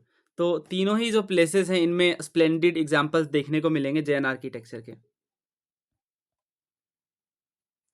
सेवन रथास टेम्पल जो कि महाबलीपुरम में है, ये किन्होंने बनवाया, तो ये पल्लवाज ने। अभी हमने देखा कि महाबलीपुरम में काफ़ी ग्रैंड आर्किटेक्चर्स देखने को मिलते हैं, जो पल्लवाज किंग के पेट्रोनिज्म में देखने को मिले हैं। ये क्वेश्चन आई हमने कवर कर लिया है। हाँ, इसके बाद ये सवाल देखिए, इसमें अजंता और महाबलीपुरम के बीच पूछ रहे हैं, और ये सिविल सर्विसेज का क्वेश्चन है। पहला कह रहे हैं कि दोनों सेम पीरियड में बने हैं। दूसरा कहा जा रहा है दोनों सेम ही रिलीजियस डिनोमिनेशन से अपना संबंध रखते हैं। तीसरा कहा जा रहा है दोनों में रॉक कट मोन्यूमेंट है। देखिए इसमें तो कोई डाउट नहीं कि दोनों में रॉक कट मोन्यूमेंट है, तो तीसरा तो बिल्कुल सही होगा। दैट मीन्स दूसरा गलत हो ही जाता है। अब हमें बस पहला चेक करना है कि क्या दोनों सेम पीरियड में बने थे। दोस्तों ये तो साफ तौर से गलत है। हमने पढ़ा अभी कि जो अजंता में केव्स देखने को मिलेंगे 2nd सेंचुरी बीसी से 6th सेंचुरी एडी के आसपास देखने को मिलेंगे। जबकि जो महाबलीपुरम है, महाबलीपुरम में जो आर्किटेक्चर्स हैं वो महेंद्र वर्मन के रूलर के पैट्रोनेज में देखने को मिलते हैं, जो कि 6th सेंचुरी एडी के आसपास का टाइम है, 7th सेंचुरी एडी के आसपास। ठीक है, तो बहुत गैप है लंबा। तो इसका आंसर पहला गलत है, आंसर होगा B. Which one of the following is the common element between the Kailashnath temple at Ellora and the सोर टेम्पल एट मम्मलपुरम? तो मम्मलपुरम में जो सोर टेम्पल देखने को मिलता है, दूसरा जो है कैलाशनाथ टेम्पल। तो दोनों में आप देखो, नहीं नागर दोनों नहीं है, एक द्रविड़ है दूसरा नागर है। दूसरा कह रहे हैं कि दोनों सॉलिड रॉक को ही कार्व करके बनाए गए हैं, तो हाँ ये सही बात है, दोनों ही रॉक से ही कट करके बनाए गए हैं। और दोनों गुप्ता पीरियड, नहीं ये तो सरासर गलत है, अभी हमने ये पढ़ा भी है कैलाशनाथ टेम्पल एलोरा वाला, इसका अलग टाइम पीरियड है। दोनों जो है पल्लवा किंग के, नहीं ये भी गलत है। सही आंसर ऑप्शन बी होगा, दोनों ही रॉक कट आर्किटेक्चर का पार्ट है। नाउ बात करते हैं चोला आर्किटेक्चर की। तो जो यर्ली चोला टेम्पल्स हैं ये काफ़ी लार्ज नहीं थे, और इनमें बहुत सारे स्मॉल फिगर्स जिन्हें गण कहा जाता है वो टेम्पल के वॉल्स में देखने को मिलते हैं। लाटर चोला टेम्पल्स की अगर हम बात करें तो इन्हें रॉयल पैट्रोनेज मिली, यानी राजा ने सपोर्ट करा इस चीज़ के लिए। और हम देखते भी है काफ़ी सारे ग्रैंड टेम्पल्स देखने को मिलते हैं, जैसे राजा राज चोल के टाइम पे हम देखते हैं कि 1010 एडी में इन्होंने बृहदेश्वर मंदिर का निर्माण करवाया, जिन्हें राजराजेश्वर टेम्पल भी कहते हैं। ये ईयर भी ध्यान रखिएगा, पूछा जाता है एग्जाम्स में। बृहदेश्वर मंदिर की बात करें तो ये यूनेस्को वर्ल्ड हेरिटेज साइट है और ग्रेट लिविंग चोला टेम्पल्स का पार्ट है। मेन डाइटी कौन है? भगवान शिव। इसके बाद बादामी यानी वातापी की बात करते हैं तो इनमें 4 केव टेम्पल्स हमने देखने को मिलेंगे। 2 टेम्पल्स जो हैं ये भगवान विष्णु को समर्पित हैं और एक भगवान शिव को, और एक हैं जो जैन तीर्थंकर को समर्पित हैं। लार्जेस्ट केव टेम्पल जो है ये मंगलेश के द्वारा बनाया गया था और ये भगवान विष्णु को समर्पित है। इनमें आप देखो तो रिक्लाइनिंग पोस्चर भी देखने को मिलती है भगवान विष्णु की स्नेक बेड में, यानी शेषनाग में। इसके बाद नरसिम्हा भी अवतार देखने को मिलता है, और ये दोनों काफ़ी बेहतरीन एग्जाम्पल हैं चालुक्य आर्ट के। तो सवाल ये है कि जो टेम्पल किनके द्वारा बनवाया गया, चोला किंग्स के द्वारा, कौन सा टेम्पल? तो मीनाक्षी टेम्पल, उसके बाद श्री रबगम टेम्पल, दुर्गा टेम्पल, या बृहदेश्वर टेम्पल। तो इसका जो सही आंसर है वो है बृहदेश्वर टेम्पल, जो कि राजाराज चोल के द्वारा बनवाया गया है। What form of Shiva is most prominent in Brihadeeswara temple build by the Chola dynasty? तो इसका जो सही आंसर है वो है त्रिपुरांतक। जो त्रिपुरांतक हैं ये जो फॉर्म ऑफ शिवा हैं ये बृहदेश्वर टेम्पल में देखने को मिलते हैं। किस प्लेस में जो है वो शिवा टेम्पल नहीं देखने को मिलता है चोला रूलर्स के पेट्रोनेज में? चिदम्बरम, तंजावुर, गंगाईकोंडा चोलापुरम, या नानेघाट? तो इसका जो सही आंसर है वो ऑप्शन डी नानेघाट है। अभी इसके बारे में हम पढ़ते हैं, लेकिन एक और सवाल पहले करते हैं। देखिए ये सेम क्वेश्चन आपसे पूछा गया कि चोला किंग्स के द्वारा कहाँ टेम्पल नहीं बनवाए गए, Brihadeeswara temple, Meenakshi temple, Srirangam temple, या दुर्गा टेम्पल। तो अभी देखिए यहाँ पे हमने पढ़ा है ना, इस क्वेश्चन में भी देखिए चिदम्बरम, तंजावुर, गंगाईकोंडा चोलापुरम है। ठीक है, तो ये तो पूछ रहे हैं आपसे कि चोला किंग्स के द्वारा कहाँ टेम्पल बनाए गए, तो ऑब्वियस सी बात है बृहदेश्वर टेम्पल होगा। लेकिन एक और जो सवाल है, हाँ मैं इस क्वेश्चन की बात कर रहा था कि वैष्णवाइट ट्रेडिशन के द्वारा कौन सा टेम्पल बनवाया गया, श्रीरंगम, चिदम्बरम, गंगाईकोंडा चोलापुरम, या थंजावुर? तो अभी इसमें देखिएगा, हाँ ये आपकी जो थीम्स वाली एनसीईआरटी इसमें साफ तौर से लिखा गया है कि मोस्ट मैग्निफिसेंट शिवा टेम्पल्स हमें चिदम्बरम, थंजावुर और गंगाईकोंडा चोलापुरम में देखने को मिलते हैं, और चोला रूलर्स के सपोर्ट से बनाए गए। तो चिदम्बरम, गंगाईकोंडा चोलापुरम और थंजावुर ये आपके चोला आर्किटेक्चर का पार्ट है जो भगवान शिव को समर्पित है। वैष्णवाइट ट्रेडिशन के जो टेम्पल है ये हमें श्रीरंगम में देखने को मिलेंगे, तो ऑप्शन ए यहाँ पे सही है। तो ये जो क्वेश्चन है ना, ये भी आप देखो तो सेम ही क्वेश्चन है, बस इसमें अलग वे में पूछा गया है। पूछा गया है कि कहाँ पे शिवा टेम्पल नहीं कंस्ट्रक्ट किया गया, और वहाँ पे पूछ लिया गया कहाँ पे जो है वो वैष्णवाइट टेम्पल बनाया गया। तो सवाल वही है, बस इसे समझिएगा, याद रखिएगा अच्छे से कि चिदम्बरम, तंजावुर और गंगाईकोंडा चोलापुरम में शिवा टेम्पल्स क्रिएट किए गए हैं चोला रूलर्स के द्वारा। एक सवाल और है ये वाला, बृहदेश्वर टेम्पल के बारे में पूछ रहे हैं, कौन सी बात सही नहीं है, और ये सारे यूपीएससी के सवाल हैं, आप देख सकते हैं सब में लिखा हुआ है। जो टेम्पल है ये एक स्प्लेंडेड एग्जाम्पल है चोला आर्किटेक्चर का। दूसरा कह रहे हैं कि ये राज के द्वारा बनाया गया। तीसरा कह रहे हैं ये जो टेम्पल है ग्रेनाइट का बना हुआ है। और चौथा कह रहे हैं ये जो टेम्पल है ये एक मॉन्यूमेंट है जो कि भगवान विष्णु को समर्पित है। तो अभी हमने पढ़ा कि बृहदेश्वर टेम्पल जो है भगवान शिव को समर्पित है, तो इस कारण से ऑप्शन डी यहाँ पे गलत है। बाकी बिल्कुल सही है, ग्रेनाइट के बने हैं, हाँ बिल्कुल राजा राज के द्वारा बनाए गए हैं। इसके बाद चोला आर्किटेक्चर का पार्ट है।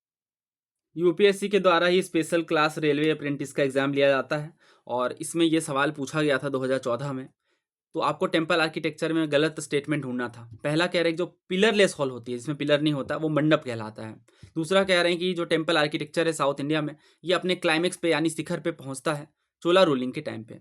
तीसरा कह रहे हैं ये जो स्टाइल ऑफ आर्किटेक्चर है जो कि फ्लरिश हुआ चोलाज के अंडर उन्हें हम द्राविड स्टाइल कहते हैं। दोस्तों जो मंडप होता है टेम्पल का ये एंट्रेंस होता है और ये पोर्च जैसा स्ट्रक्चर होता है और ये खास तौर से आप देखो तो ये जो टेम्पल में मुख्य हिस्से तक हम मंडप के थ्रू ही पहुंचते हैं क्योंकि यही एंट्रेंस होता है। वैसे ये क्वेश्चन आप एलिमिनेशन से कर सकते हैं क्योंकि इसमें गलत पूछा गया है। तो दूसरा तो हमें पता है बिल्कुल सही है, तो दूसरा आप एलिमिनेट कर देंगे। तीसरा भी हमें पता है कि हाँ जो स्टाइल ऑफ आर्किटेक्चर देखने को मिला चोलाज के द्वारा वो द्रविड़ था क्योंकि सदर्न इंडिया का आर्किटेक्चर है। तो तीसरा भी गलत है, तो आंसर इसका मतलब तीसरा भी सही है, आंसर के हिसाब से गलत है। तो सही जो इसका आंसर बनेगा वो ऑप्शन ए है, वन ओनली, क्योंकि ये पिलर्ड होल होता है। ठीक है, मंडप जो है ना वो पिलर्ड होता है, इसमें पिलरलेस कह दिया गया है, तो आंसर ए होगा। इसे हॉल भी कहना गलत होगा, बेसिकली ये पॉच लाइक स्ट्रक्चर होता है, ये आप देखना इमेजेस में ध्यान से देखिए। ये टेम्पल का मंडप है, तो पिलर्ड है साफ तौर से। इन सवालों से एक बढ़िया प्रैक्टिस हो जाएगी, ऐसे क्वेश्चन बहुत बार पूछे गए हैं। देखिए इसमें क्या कहा जा रहा है, ये यूपीएससी एनडीए का क्वेश्चन है। ईयरली मेडिवल पीरियड में हमें नागर, द्रविड़ और वैसारा स्टाइल ऑफ टेम्पल आर्किटेक्चर देखने को मिले। द्राविड़ स्टाइल का जोग्राफिकल स्प्रेड क्या था? विंध्या से कृष्णा तक, कृष्णा से कावेरी तक, विंध्या से कावेरी तक और गोदावरी से कृष्णा तक। तो ऑब्वियसली कृष्णा नदी के साउथ में भी रहेंगी द्रविड़ स्टाइल ऑफ आर्किटेक्चर, तो ये दोनों तो गलत हो जाते हैं। अब हमारे पास बचे कृष्णा से कावेरी और विंध्य से कावेरी।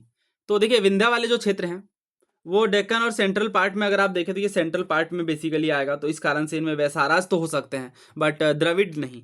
तो द्रविड़ और कृष्णा और कावेरी नदियों के तट पर बीच में देखने को मिलेंगे। ठीक है, कृष्णा और कावेरी नदियों के बीच वाले हिस्से में Dravida style of temple architecture follow की गई है। दोस्तों ना बात करते हैं विजयनगर आर्किटेक्चर की।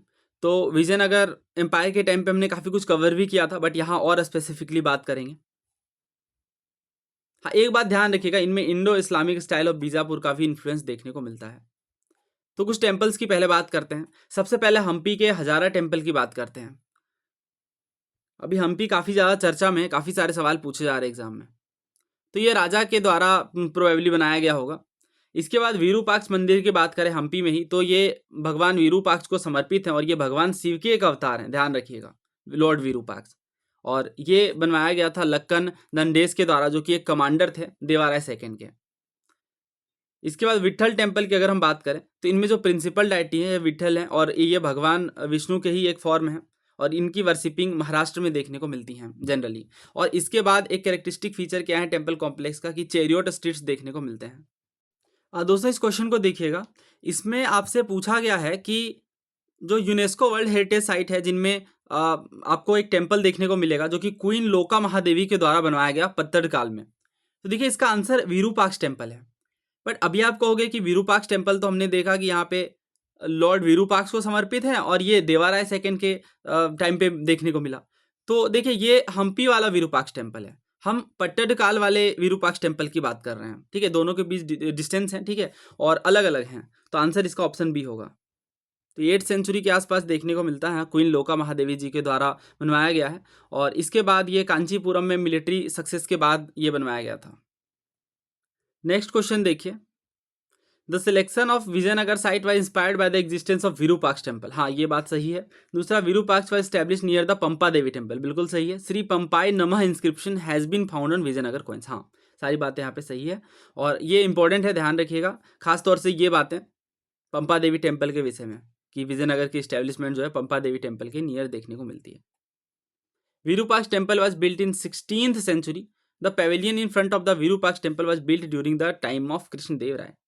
जो पेवेलियन है ये कृष्णदेव टाइम पर देखने को मिला, विरूपाक्ष टेम्पल का पेवेलियन। बट ये 16th सेंचुरी तो साफ तौर से गलत है ना, विजयनगर एम्पायर तो उस टाइम तक नहीं देखने को मिल रही थी, ये हमने पढ़ा है। ठीक है, उम्मीद है आपको ध्यान होगा, बैटल ऑफ तालीकोटा वगैरह। रिचुअल किनशिप ये हॉलमार्क था विजयनगर रूल का।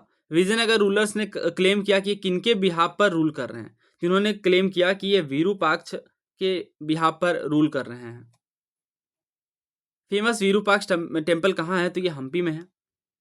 ना होसाला टेम्पल की बात करते हैं तो ये न्यूज़ है सितंबर 2023 की। इसमें जो सेक्रेड एंजेबल्स हैं होसाला के, जो होसाला टेम्पल है बेलूर का, हेलेबिडू का, सोमनाथपुर का, इन्हें यूनेस्को की लिस्ट में शामिल किया गया, यूनेस्को वर्ल्ड हेरिटेज की लिस्ट में, और ये हमारा 42nd UNESCO world heritage site बना।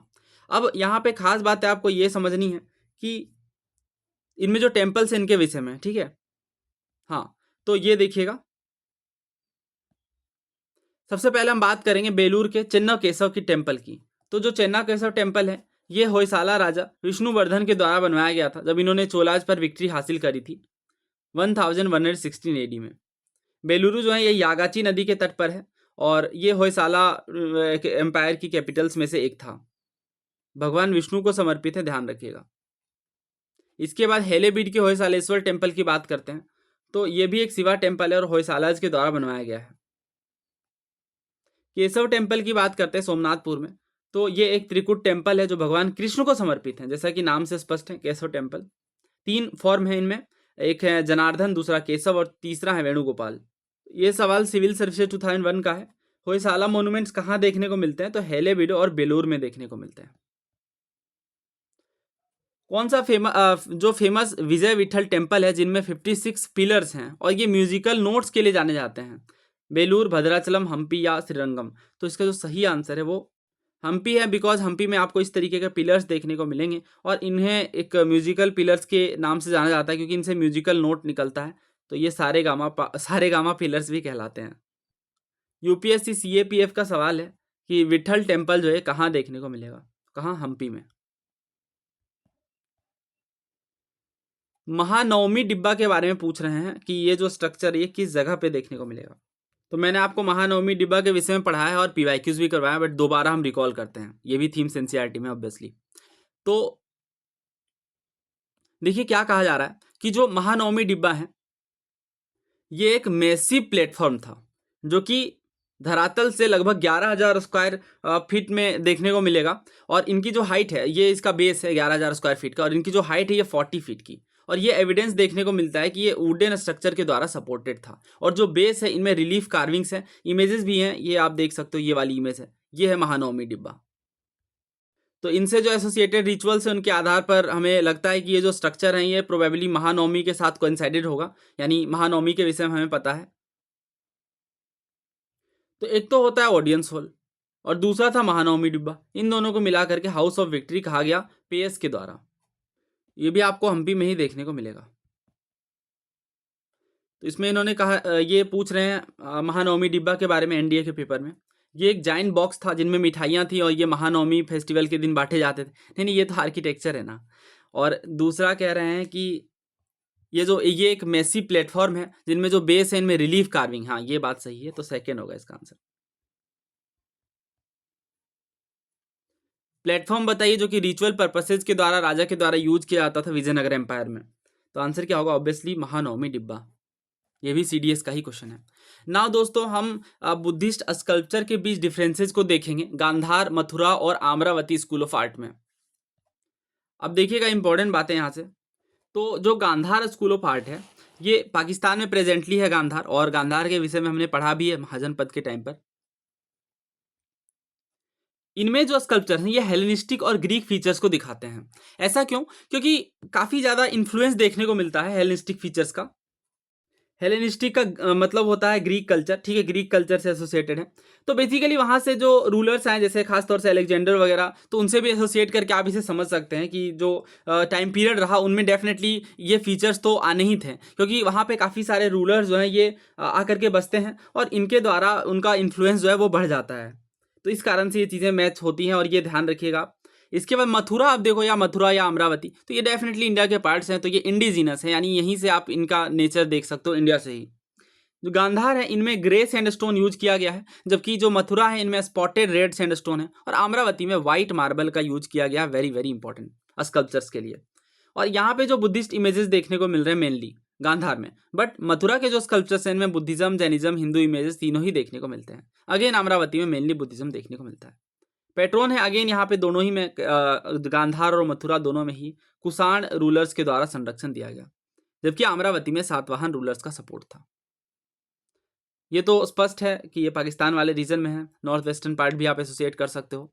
इसके अलावा यहाँ खास बात जो है जो बहुत ज़्यादा इंपॉर्टेंट है वो ये कि स्पिरिचुअल इमेजेस देखने को मिलती हैं बुद्धा की, यानी बहुत ज़्यादा स्टाइलिश है, इनमें वे भी हेयर हैं। अभी हम इमेजेस भी देख लेते हैं। हाँ, ये देखिएगा, इस तरीके से वे भी हेयर्स देखने को मिलते हैं। Near which one of the following cities in India have large statues of Kushana rulers been discovered? ये एनडीए का क्वेश्चन है। तो किस शहर के पास आपको कुषाणा के स्टेचूज देखने को मिलेंगी? तो ये काफ़ी फेमस स्टेचू है कुषाण रूलर कनिष्क की, और ये मथुरा में देखने को मिली 2nd सेंचुरी एडी में। ये हेडलेस स्टेचू है और ये एनसीईआरटी वगैरह हर जगह पे दी गई है, काफ़ी इंपॉर्टेंट है। आंसर क्या है? हाँ, ऑब्वियसली मथुरा, ठीक है। ओल्डेस्ट स्कल्पचर ऑफ बुद्धा, तो ओल्डेस्ट स्कल्पचर तो गांधार ही होगा, ठीक है। गांधार में सबसे पहले इन्फ्लुएंस देखने को मिला। मथुरा स्कूल ऑफ आर्ट में बुद्धाज की इमेजेस जनरली किस मुद्रा में है? तो ये मैंने आपको कंप्लीट पढ़ाया है, ठीक है। ध्यान मुद्रा, अभय मुद्रा, धर्मचक्र मुद्रा या वराद मुद्रा? तो आंसर क्या होगा? ऑप्शन बी, अभय मुद्रा। सारे मुद्राज मैंने कंप्लीट पढ़ाए हैं बुद्धिज्म वाली लेक्चर में। पहला कथन है कि जो ग्रीक इन्फ्लुएंस देखने को मिला इंडियन आर्ट का, ये गांधार स्कूल ऑफ आर्ट के फॉर्म में मैनिफेस्ट होता है और इसके बाद तक्षशिला से मथुरा और सारनाथ तक भी पहुंचता है। दूसरा कथन यह है कि गुप्ता पीरियड में जो आर्ट है ये एंटायरली और ट्रूली इंडियन बन जाती है। तो देखिए, आप पहला कथन तो बिल्कुल सही है, जो ग्रीक इन्फ्लुएंस है ये हमें गांधार स्कूल ऑफ आर्ट में डेफिनेटली देखने को मिलता है, इसके बाद तक्षशिला से मथुरा, सारनाथ, बाकी जगहों तक पहुंचता है। बट दूसरा कथन गलत है, एंटायरली ट्रूली, ये बात गलत है। कहीं ना कहीं गुप्ता पीरियड के टाइम पर भी आर्ट का इन्फ्लुएंस बहुत ज़्यादा देखने को मिला ग्रीक इन्फ्लुएंस के साथ, तो इस कारण से दूसरा जो है वो गलत है, पहला बिल्कुल सही है। That means answer is option C. दो कथन है। पहला यह है कि जो रिच स्कल्पचरल ट्रेडिशन है मथुरा का, ये इनके प्रिंसिपल मीडियम से इनमें डिफरेंसेस पता किए जा सकते हैं, जो कि वाइट स्पॉटेड रेड सैंडस्टोन देखने को मिल रहा है, यानी सफ़ेद धब्बे वाला लाल चूना पत्थर। दूसरा कह रहे हैं जो वाइट स्पॉटेड रेड सैंडस्टोन है ये लोकली अवेलेबल था मथुरा रीजन में। तो अभी हमने पढ़ा है, हाँ अभी हमने पढ़ा मथुरा वाले पार्ट में, ये देखिए इनमें रेड सैंडस्टोन का यूज किया गया है, राइट। और यही बात यहाँ पे भी हमने पढ़ी कि स्पॉटेड रेड सैंडस्टोन का यूज किया गया, वाइट स्पॉटेड रेड सैंडस्टोन। तो दैट मीन्स ये दोनों बातें सही है और यही चीज़ यहाँ पे जस्टिफाई होती है कि वाइट जो स्पॉटेड रेड सैंडस्टोन है ये मथुरा रीजन में अवेलेबल था और इसका जो प्रिंसिपल मीडियम है वो मथुरा में ही देखने को मिलता है। तो इस कारण से जो है वो ऑप्शन है यहाँ पे सही है। नेक्स्ट देखिए, which of the following are unique to Mathura school of art? तो मथुरा स्कूल ऑफ आर्ट में क्या यूनिक देखने को मिलता है? Combination of Hellenistic, west Asiatic and native elements. दूसरा कह रहे हैं कि अर्लीस्ट और एंटायरली इंडियन रिप्रेजेंटेशन देखने को मिला बुद्धा का। तीसरा कह रहे हैं use of spotted red sandstone as the material for making images in statue, यानी इमेजेस स्टेचू बनाने के लिए लाल चूना पत्थर का यूज किया गया। तो इसमें आई नो आप दूसरा काफ़ी इजीली एलिमिनेट कर देंगे, मथुरा स्कूल ऑफ, अच्छा इसमें आप देखो दूसरा वाला काफ़ी इजीली बता देंगे कि हाँ ये बिल्कुल सही है, बिकॉज ये खास बात देखने को मिली मथुरा स्कूल ऑफ आर्ट में, ये इंडियन हो गया था, राइट। बट यहाँ पे कह दिया गया Hellenistic, west Asiatic and native, ये चीज़ें नहीं, केवल नेटिव एलिमेंट देखने को मिला, कंप्लीटली इंडिजीनस हमने ये पढ़ा अभी। तो इस कारण से जो है वो पहला गलत है और दूसरा सही है और तीसरा भी बिल्कुल सही है। हमने ये पढ़ा कि वाइट स्पॉटेड रेड सैंडस्टोन यानी सफ़ेद धब्बे वाला लाल चूना पत्थर का यूज किया गया है, तो आंसर इसका बी है। ये सारे यूपीएससी के सवाल हैं, पिछला वाला भी सीएपीएफ का क्वेश्चन था। ये सीडीएस का क्वेश्चन है, यूज ऑफ वाइट मार्बल। अब वाइट मार्बल देख करके आपको कुछ समझ आना चाहिए। Long legs and cylinder frames, human being as central character and prominence of kings, princes and palaces were the characteristic feature of which of the following ancient art form of India? तो white marbles का use कहाँ किया गया? Amravati sculpture में, अभी तो ये पढ़ा ना हमने। तो आपको एग्जैक्ट आइडिया लग रहा होगा, ये चीज़ें आपने पहले भी पढ़ी होंगी, बट आपको कंप्लीट अगर आपने पीवाईक्यूज किया होगा तो ऑब्वियसली आपको क्लैरिटी मिल रही होगी कैसे सवाल बनते हैं, बट इन क्वेश्चंस के बाद आपको और अच्छे से क्लैरिटी मिल जाएगी इन चीज़ों को लेकर के। गांधार आर्ट के बारे में पूछ रहे हैं। गांधार आर्ट में जो इमेजेस हैं बुद्धा की, ये ग्रेको रोमन स्टाइल में है। जो हेयर है बुद्धा का वो ग्रेको रोमन स्टाइल में फैशन नहीं है। गांधार आर्ट है मथुरा में फैला और इसके बाद काफ़ी सारे इमेजेस महावीर के भी देखने को मिलते हैं। करेक्ट आपको बताना है। तो मथुरा के स्कल्पचर की खास बात यही है कि मथुरा में ना केवल बुद्धिज़्म से एसोसिएटेड बल्कि जैनिज़्म से भी एसोसिएटेड स्कल्पचर्स देखने को मिलते हैं, ठीक है, और इवन हिंदुइज्म से भी। तो दैट मीन्स जो है तीसरा वाला भी सही है और जो ये बात है ये गलत है, क्योंकि ग्रेको रोमन स्टाइल का इन्फ्लुएंस तो डेफिनेटली है ही। तो हेयर ऑफ बुद्धा जो है ये ग्रेको रोमन स्टाइल के देखने को मिलता है, बट यहाँ गलत कह दिया गया है। नॉट कह दिया गया, तो ये तो गलत है, बाकी सही है, तो आंसर इसका बी होगा। नेक्स्ट क्वेश्चन देखिए, the most important legacy of the Indo Greek was the Gandhara school of art. तो गांधार स्कूल में क्या देखने को मिलता है? एक सिंथेसिस है ग्रीक, रोमन और इंडियन फीचर्स की, जो कि बुद्धा के इमेजेस में रिफ्लेक्ट होती हैं। दूसरा इंडिजीनियस ट्रेडिशन है इंडियन आर्ट का। तीसरा ग्रीक और इंडियन फीचर्स की सिंथेसिस है। चौथा एक सिंथेसिस देखने को मिलती है रोमन और इंडियन की। नहीं, इसका सही आंसर जो है वो ऑब्वियसली ऑप्शन ए है, ग्रीक, रोमन और इंडियन तीनों ही इन्फ्लुएंसेस देखने को मिलते हैं। किस स्कल्पचर्स में ग्रीन सिस्ट का यूज किया गया है? सिस्ट क्या है? असल में एक मेटामॉर्फिक रॉक का टाइप है, ठीक है, और इसी का इस्तेमाल किया गया हरे वाले सिस्ट का। मॉडर्न स्कल्पचर मथुरा या भरहूत या गांधार? तो इसका जो सही आंसर है भरहूत स्कल्पचर है। तो ये जो भरहूत स्कल्पचर है ये सुंगा पीरियड में देखने को मिलता है, यानी सुंग वंश के टाइम पर इनमें ग्रीन सिस्ट का यूज किया गया है। दोस्तों ना बात करेंगे पेंटिंग्स की, तो पेंटिंग्स में आपको दो ही हैं खास तौर से जो पढ़ने हैं, तीन है बेसिकली। एक तो रीजनल वाला है जिनमें पूछते हैं और वो काफ़ी ज़्यादा है, तो उनकी मैं लिस्टिंग प्रोवाइड करूंगा। इसके बाद एक मुराल पेंटिंग है, ये मैं अभी कवर करने वाला हूँ, और इसके साथ मुगल पेंटिंग है जो मैंने ऑलरेडी पढ़ा दी है। ठीक है, तो सबसे पहले मुराल पेंटिंग की बात करते हैं। मुराल पेंटिंग भारत में काफ़ी टाइम से देखने को मिल रहा है। बेसिकली मुराल पेंटिंग का मतलब है जो सॉलिड स्ट्रक्चर है या जो दीवारें हैं उनमें जो आर्ट वर्क किया जाता है वो मुराल पेंटिंग कहलाता है। सबसे पहले हम अजंता पेंटिंग्स की बात करेंगे। ये 1st सेंचुरी BC से 5th सेंचुरी AD के बीच देखने को मिलते हैं। और इसके अलावा आप देखो तो हमें पता ही है कि ये जो पेंटिंग्स हैं इनमें एक्सक्लूसिवली बुद्धिज़्म से एसोसिएटेड हैं ये। इसके साथ ही जातक स्टोरीज भी देखने को मिलती हैं जो कि लॉर्ड बुद्धा के प्रीवियस बर्थ पर आधारित हैं। अब देखिए इनमें प्रॉपर केव नंबर के साथ चीज़ें याद रख पाना मुश्किल है, बट हम कवर करते हैं। ये अर्लीस्ट पेंटिंग अजंता में देखने को मिलती है केव नंबर 9 और 10 में, और of which the only surviving one is a group on the left wall of cave 10। तो केव 10 में भी सर्वाइविंग पेंटिंग है अभी तक। तो बोधिसत्व पद्म पानी के बारे में तो हमने पढ़ा ही। ये जो पेंटिंग है ये केव नंबर 1 से है बेसिकली, और ये मास्टरपीस है अजंता पेंटिंग की। अभी रिसेंटली एनडीए में ये क्वेश्चन पूछा गया अजंता पेंटिंग्स के बारे में ही। जो सरफेस है रॉक का, इनमें कॉटिंग देखने को मिलती है क्ले की यानी मिट्टी की, राइस हस्क के साथ और गम के साथ, और एक कॉटल ऑफ लाइम भी इनके ऊपर अप्लाई किया गया है। दूसरा कहा जा रहा है जो आउटलाइन ड्राइंग है ये सबसे पहले हुई लाइम कोटिंग में, इसके बाद कलर्स उसके बाद ऐड किए गए। तो देखिए ये जो क्वेश्चन है ये आपके NIOS वाली बुक में देखने को मिलेगा। तो डेफिनेटली इनमें जो फर्स्ट कोटिंग है वॉल में ये क्ले है यानी मिट्टी है जो कि राइस हस्क के साथ मिक्स्ड है, और इसके साथ ही गम वगैरह भी देखने को मिल रहा है। इसके बाद जो आउटलाइन की ड्राइंग है, ठीक है, ये डार्क ब्राउन या ब्लैक में देखने को मिलेगी। इसके बाद इसके ऊपर कलर और टोन्स ये सब ऐड किए गए हैं। आगे बढ़ते हैं, देखिए क्या पूछ रहे हैं ये। इनमें आपको कुछ केव, टेम्पल, स्तूपा की बात की गई और कहा जा रहा है कि कहाँ पे मुराल पेंटिंग देखने को मिलेगी। तो जो मुराल पेंटिंग है जो कि दीवारों पर देखने को मिलती हैं ये सांची स्तूपा में नहीं देखने को मिलेंगे स्पेसिफिकली, तो तीसरा गलत है। बाकी अजंता केव्स और लेपाक्षी टेम्पल में है, तो आंसर इसका बी है। ना दोस्तों फोक पेंटिंग्स की बात करेंगे। सबसे पहले बात करते हैं मिथिला पेंटिंग्स की, जिसे मधुबनी पेंटिंग्स के नाम से जाना जाता है, वर्ल्ड वाइड फेमस है, और इनका जो नाम है ये मिथिला से डिराइव्ड है जो कि बर्थ प्लेस है माँ सीता की। तो मधुबनी में ये जो पेंटिंग्स हैं ये मेजरली वीमेन के द्वारा क्रिएट की जाती हैं जिनमें ब्राइट कलर्स का यूज होता है। और इसके अलावा आप देखो तो ये जो हाउस के वॉल में ये जो पेंटिंग की जाती है इनमें राइस पेस्ट का यूज किया जाता है और वेजिटेबल कलर्स को भी ऐड किया जाता है। और ये काव डंग पर बेस होता है, यानी पहले काव डंग उसके बाद इस तरीके से फिर मड होता है, और काफ़ी टाइम के बाद ये हैंडमेड पेपर में भी ट्रांजिशन हो गया, क्लॉथेज में, कैनवास में, बहुत सारी चीज़ों में ये पेंटिंग देखने को मिलती है। मेजर थीम क्या है? तो भागवत पुराण, रामायण, इसके बाद भगवान शिव और माता पार्वती की जो स्टोरीज हैं, इसके बाद भगवान कृष्ण और राधा जी की रासलीला, बहुत सारी एसोसिएटेड थीम्स इनमें देखने को मिलेंगी। ये जो पेंटिंग्स है ये 2D है यानी 2 डायमेंशनल है क्योंकि इनमें शेडिंग नहीं देखने को मिलती। ना ओडिशा के पट्टचित्र की बात करेंगे, ये भी काफ़ी फेमस है। पट्टचित्र, पट्ट का मतलब होता है कैनवास यानी कपड़ा, और चित्र का मतलब होता है पिक्चर। तो ये जनरली वही बात है, मुराल पेंटिंग का ही एक एग्जाम्पल है फोक पेंटिंग। इसके बाद पटुआ आर्ट है बंगाल से, और भी काफ़ी सारी पेंटिंग है जैसे सांथाल पेंटिंग है। उसके बाद सांथाल पेंटिंग के अलावा कलमकारी पेंटिंग है आंध्र प्रदेश की, ये काफ़ी फेमस है। इसे तो GI टैग भी मिला था 2013 में। तो कलमकारी नाम से ही एसोसिएटेड, कलम का मतलब पेन होता है और कारी का मतलब क्राफ्टमैनशिप, ठीक है।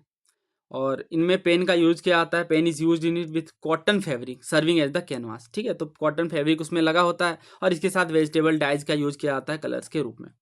थीम क्या? अगेन हिंदू माइथोलॉजी से ही देखने को मिलेंगे। जैसे ये सवाल अभी रिसेंटली पूछा गया कि हल्ली सलस्य का जो कि बाघ के पेंटिंग्स में डिपिक्टेड है, इसका क्या मतलब है। तो अगर आपको लस्य का मतलब पता है तब तो फिर आप आंसर निकाल लेंगे, अदरवाइज ये क्वेश्चन इस तरीके के सवाल प्रिपेयर करना काफ़ी डिफिकल्ट है। लस्य का मतलब डांस होता है, ठीक है, तो ये क्लासिकल डांस फॉर्म को दिखाता है। अच्छा अब हाँ एक सेकेंड, क्लासिकल और फोक ये दो डांस फॉर्म आ गए। आई एम रियली सॉरी, ये क्लासिकल नहीं फोक डांस फॉर्म को दिखाता है, इसे समझते हैं, ये मैंने करवाया भी है आपको। हाँ इस तरीके से ये देखने को मिलेगी, ठीक है, ये वाला हल्ली सलस्य, और ये जो है वो फोक डांस को दिखाते हैं। आंसर ऑप्शन ए है। इस तरीके के सवाल आते हैं काफ़ी सारे, जिनमें आपको स्पेसिफिकली पेंटिंग का नाम दिया जाता है और उसके स्टेट को पूछा जाता है। तो ये प्योर फैक्ट्स हैं, इनमें पढ़ाने जैसा कुछ खास नहीं है, बस आप प्योर फैक्ट है, जैसे मधुबनी कहाँ है, लेपाक्षी जो पेंटिंग्स है ये किस राज्य में है, इस तरीके से आपको इसे समझना पड़ेगा। जैसे और भी सवाल है इनमें, Kali Ghat school of painting कहाँ देखने को मिलेंगी, तो वेस्ट बंगाल में। इसी तरीके से क्वेश्चन जो है वो पूछे जाते हैं।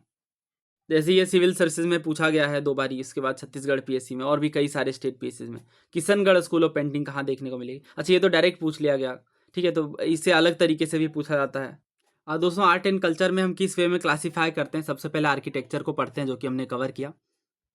इसके बाद हमने स्कल्पचर्स को पढ़ा, जिनमें इंडस वैली सिविलाइजेशन से लेकर हमने मेडिवल स्कल्पचर्स तक को कवर करा। पेंटिंग्स की हमने बात की, बट पेंटिंग्स में भी काफ़ी सारी चीज़ें हैं, जो रीजनल स्कूल्स हैं, मॉडर्न पेंटिंग हैं, इनमें भी कुछ फैक्ट्स हैं खास तौर से। तो इनको मैं सोच रहा हूँ कि इनसे ज़्यादा सवाल बेसिकली आए नहीं हैं। अगर आप 40-50 पेज पढ़ेंगे या 100-200 पेज कवर करेंगे तो शायद एक आध क्वेश्चन निकल जाए, बट बहुत ही खराब कॉस्ट बेनिफिट रेशियो है। स्टिल आप थोड़ा प्रिपेयर करेंगे, मैं आपको प्रोवाइड कर दूंगा। इसके बाद डांस फॉर्म है, ठीक है, डांस फॉर्म में भी जो बेसिकली हमारे 8 क्लासिकल जो डांस फॉर्म्स हैं इन्हें हमें कवर करना है।